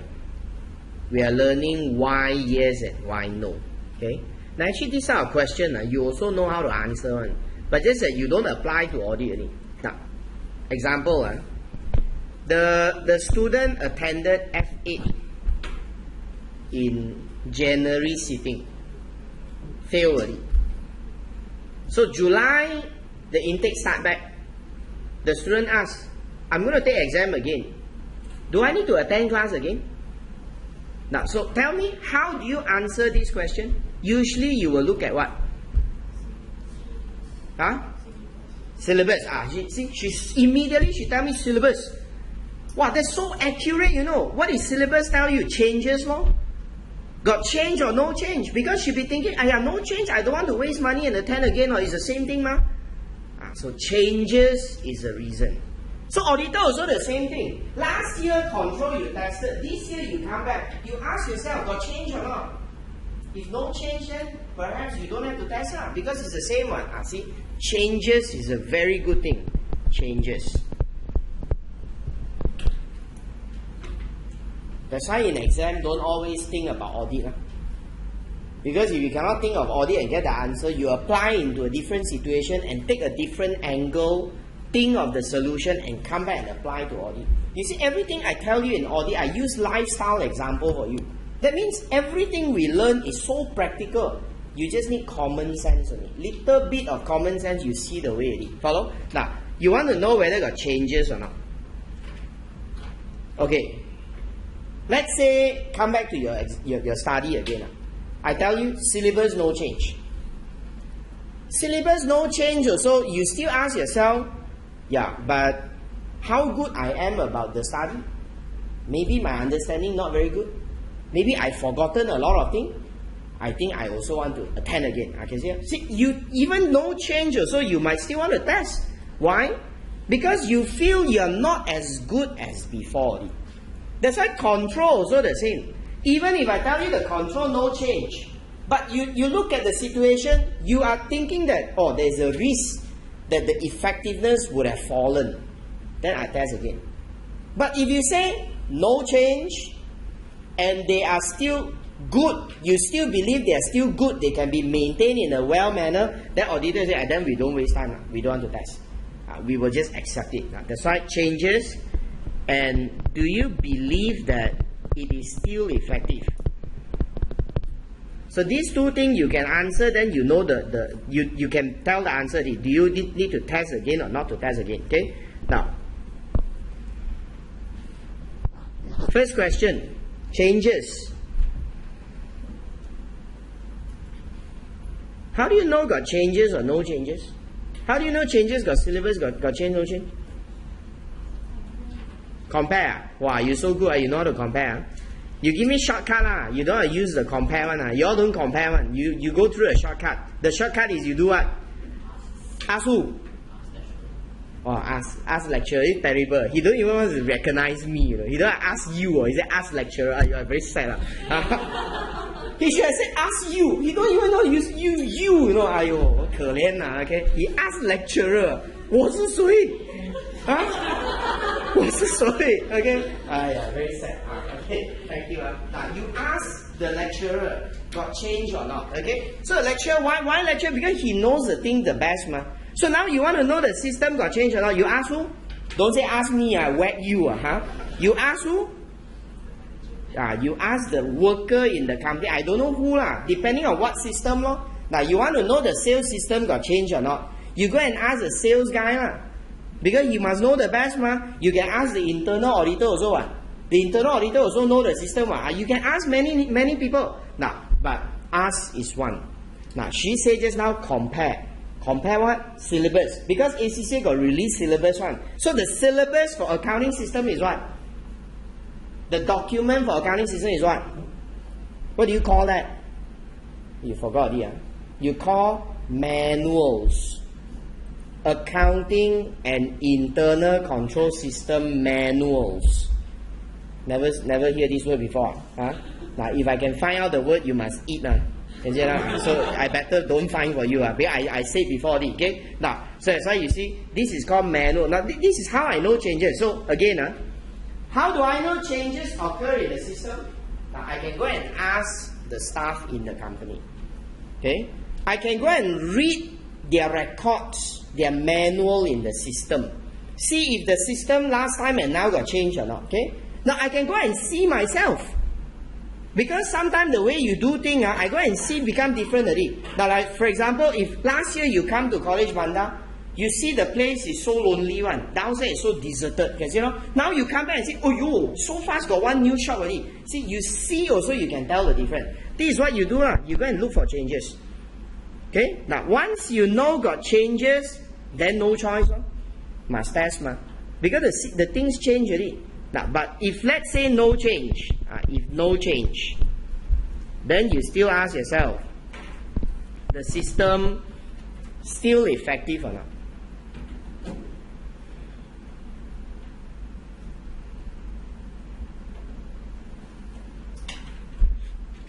So class, you must ask yourself in this angle again, what are the possibility why the system is not effective? That why the system will deteriorate? 为什么越来越差的? Why it deteriorate? There must be some reason that make things worse. So example, okay, I can refer to the notes because this one is all in the notes. Sorry, I go and take my note first.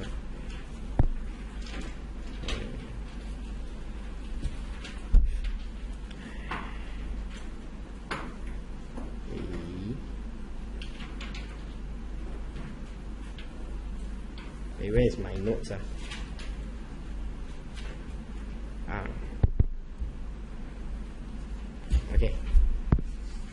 Okay, this one you come here, page 142.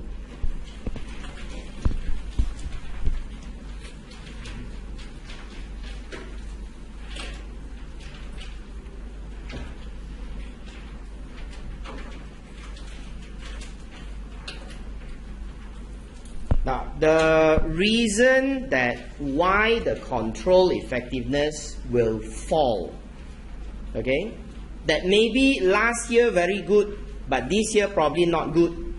Now, this might include, okay, having a very deficient control environment.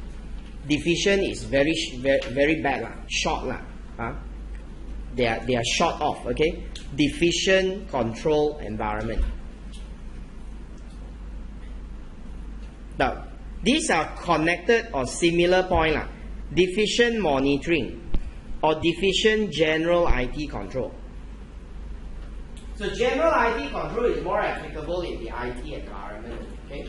So what do you mean by all these deficient control environment or deficient monitoring?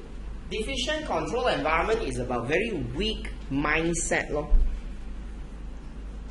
What is very weak mindset? Very weak attitude. Now, example, one day you wake up, you suddenly, the brain, 开窍, suddenly, wow, I must do exercise because exercise very important. It's suddenly one.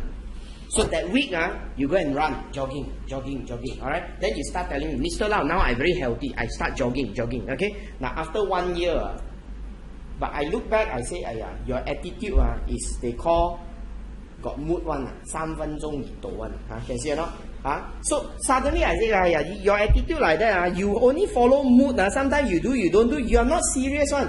After 1 year, I also cannot trust you. Then I will come back and see, you really still jogging, I better go and see. Wow, lying on the sofa, watch movie. See?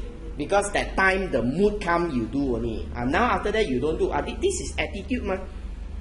The person not serious one, you don't know whether can be maintained or not. Maybe a while okay one, but after a while it will die off. That's why control environment weak, then you better test back.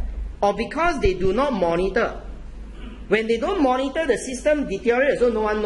Okay. Now, so these are the reasons. Now, another reason why control deteriorates very fast is because the control is very manual based. You depend on human. Okay, you depend on human. You don't depend on human. Problem with human is what? Mood swing. Sometimes they do, sometimes they don't do. Because you know, when they are happy, they do better. When they are not happy, they simply do. So it's human all like that. And number two, if you depend on human, another problem is what? When their personnel changes. The worker resign. So when worker resign, the old one left already, you know. The new one come in, blah, don't know anything. So they don't do. And that's why the system deteriorates because of that. Okay. Now another possibility is because there are changing circumstances. Now, changing circumstances suggests to us, example, you might have new risks in the environment.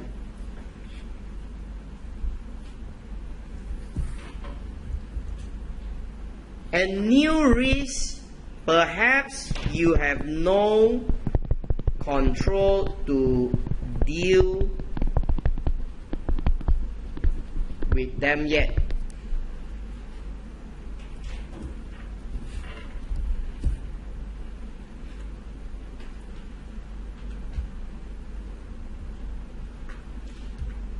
Okay, changing circumstances, all right, so that the risks are so new.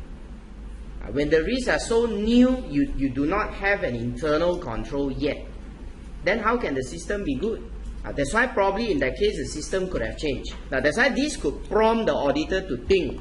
As a result of all these reasons, the system might have decreased in its effectiveness, or maybe there will be some changes to the system. Now that's why we need to test.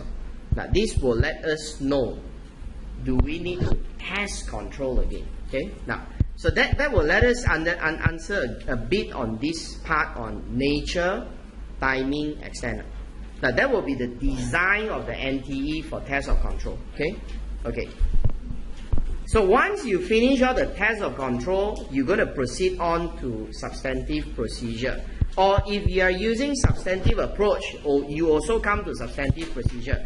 Now, same thing, we're going to come back to this. So when we do substantive procedure, we need to design NTE for my SP. Okay, we also need to design NTE for my SP. Now, the main factor that affects the design of NTE will be risk. Okay, the key factor will be the risk of MM that you have assessed. The risk. Now class, your risk of MM, if you assess them as high versus low. High risk versus low risk. Now, if your risk of MM high, then detection risk must be low.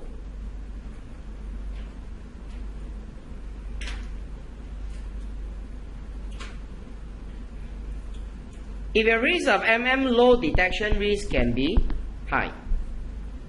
Okay, so start with nature first.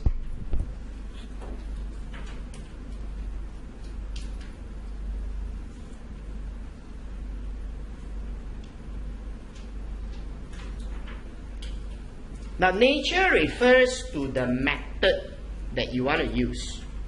Okay? Now, example, the mix of tests of detail and substantive AP. That's called nature. Okay? Now I will just explain a few cases here. We just take down first because we have not come to substantive procedure. Perhaps it's a bit hard to imagine for a start. Now next time we come to that topic, then you will see. I'll remind you all again. Okay? Now you see, in terms of test of detail and substantive AP, the test of detail, like I told you before, like the cinema ticket. Test of detail is you must check from the record to confirm no mistake.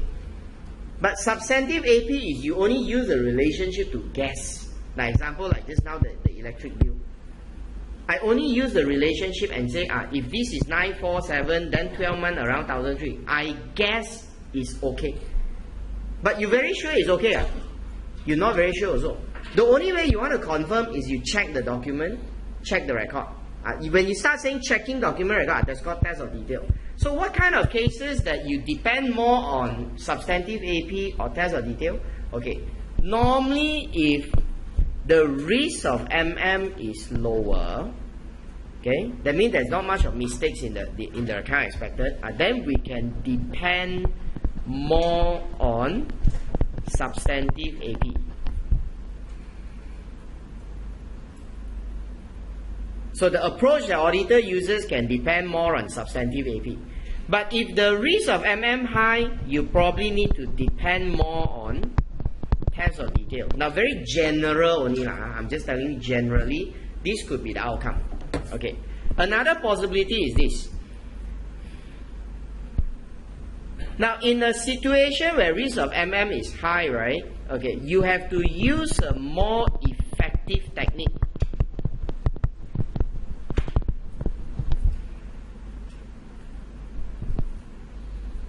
You must depend on more reliable evidence. And then if risk of MM is low, you go for the opposite. Okay, you can go for less effective technique, evidence which is less reliable. Now, I give an example that you can understand.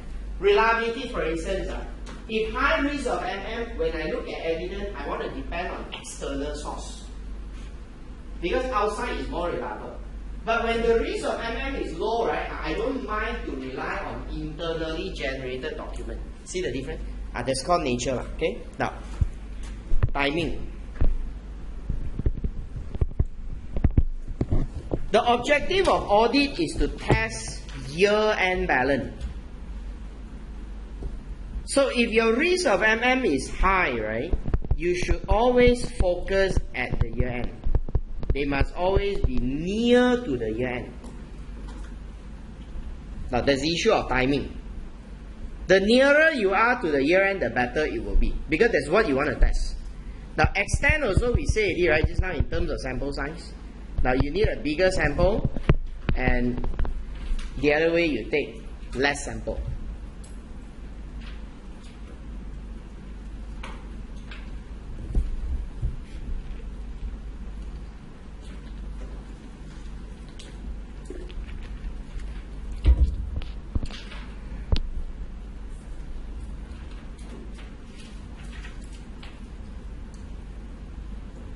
Now, these are the three different design of NTE that they are dependent on the risk of MM. Now, I want to focus on one part, issue of timing. Okay. Now, even if you think that, example, if the risk of MM is high, and you thought of, I want to do the test at year end, but you may not be able to do that. You might still have to test early. Or even if you want to test early, there are cases you cannot. You have to test at the year end. That's why sometimes there are some other factors that would affect our timing that is out of our control. Okay. Now, so this might include example. Now I'm going to come to this part to explain on this issue. Okay. Look at page 143.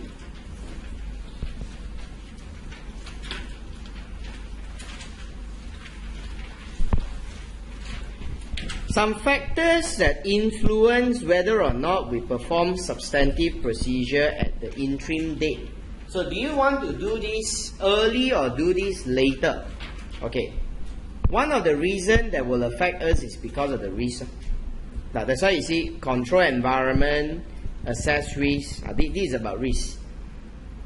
Okay. So generally we can say if the risk of MM is low, or if the internal control is good, then we will do interim audit. That means we don't mind to test early.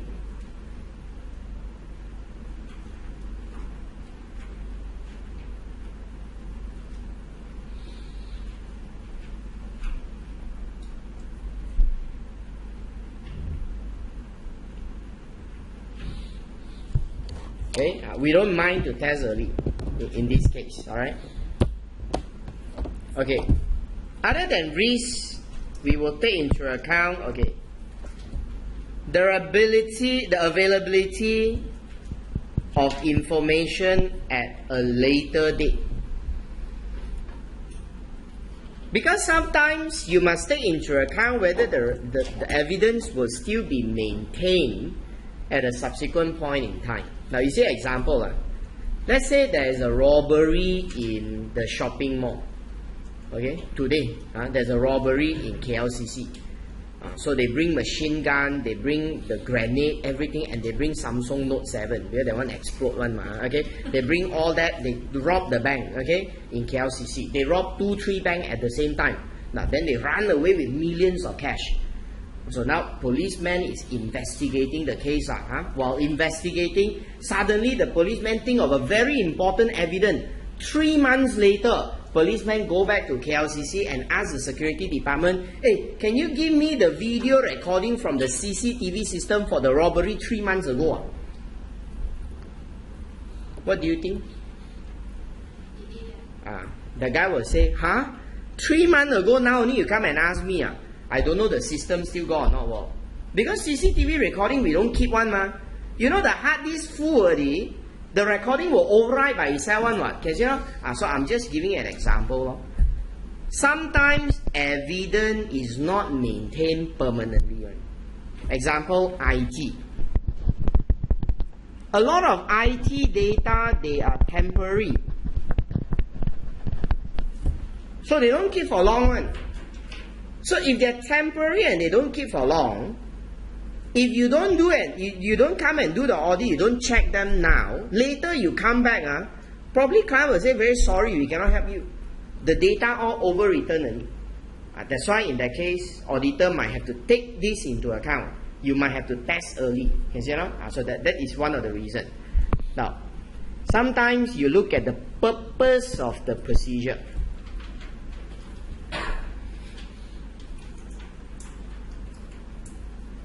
Okay, purpose of the procedure. Now, you know some procedure, you can't start early one, you must do at the end one. Now, example, you want to do cut off. Can do cut off in the middle of the year? Cannot, must wait for cut off period. Okay. Now, you want to do audit for subsequent event. What is subsequent event? Yeah, it's after your financial year end, before the date, up to the date financial statement authorized for issue. Now, you must wait until year end. Then only got subsequent event. You want to start early. How to start? Going concern. You want to assess going concern. The best timing is you must wait until towards the end. Now, that's why these are the things that you can't do early. It's not you don't want, you cannot. That is purpose. Okay. Now, then you must look at nature of your class of transaction, account balance, as well as their assertion. Sometimes we must take into account certain assertion, because certain assertion, it's not meaningful if you test early. Okay? Example, talk about existence. Okay? Talk about existence. See, the best evidence that can prove existence of the asset should be at the year end, right? Because I must know whether at the end of the year the asset is there or not there. Now imagine I tell you, okay, we go and check whether they have all these assets 5 months before the year end, you go and see it. But later, come to year end, you ask yourself, hey, 5 months ago we saw the asset, but you think today the asset is still there or not? See, you may not know. Then you say what? Then we better see again. Then might as well you see at the year end.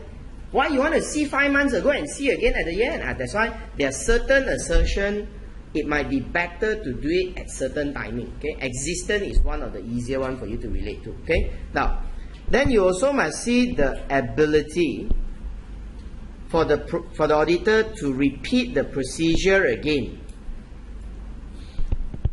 Ability for you to repeat the procedure again. You know, you may not have the luxury to do the same thing again and again. Alright? Now sometimes maybe because there's a cost element. Okay? So let's say we have a subsidy. Okay? We have one subsidy in Taiwan. Alright? We have a subsidy in Taiwan, do some business there. Now the auditor tell me that you must fly to Taiwan and do some work there to confirm that the subsidy account is okay. So you tell me that this is the cost. Then of course you're going to incorporate in the bill. Alright? Now I say no choice. I mean, if you need to do it for the audit, I must let you go. Then you plan. You will fly to Taiwan with a few person, do the work, you come back. Okay? Now you might want to do that. Okay, fine, I accept. Now you imagine you come to me and say you want to fly to Taiwan 7 times. Then I'll ask you crazy one. Fly 7 times, do audit. Why you want to fly 7 times?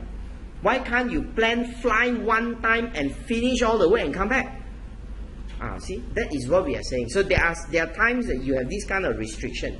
that you may not have the luxury to keep repeating the work. Now, if you cannot have the luxury to keep repeating the work, you only have one chance only, let's say. Then you ask yourself, what would the timing that you want to choose? Then obviously, auditor will choose the best timing that you want, that you feel most comfortable. Okay. Now, all these are examples of factors that you take into account when you want to design when you perform substantive procedure. Okay. Now, so again, class, all these that we discuss are more theoretical. Because in the exam, when it comes to substantive procedure question, they don't ask you to design NTE. Right? They will only ask you to talk about the procedure. They just say, give me 5 procedure. Then you just need to know procedure. They will not tell you, tell me the timing, tell me the extent. So all this is more on the theoretical discussion to build your knowledge. That this is what auditor must do when he design his work. Okay? Alright, so I finish off this chapter 7. Okay? Now we will end here, dismiss today. I'll see you all again this weekend, right?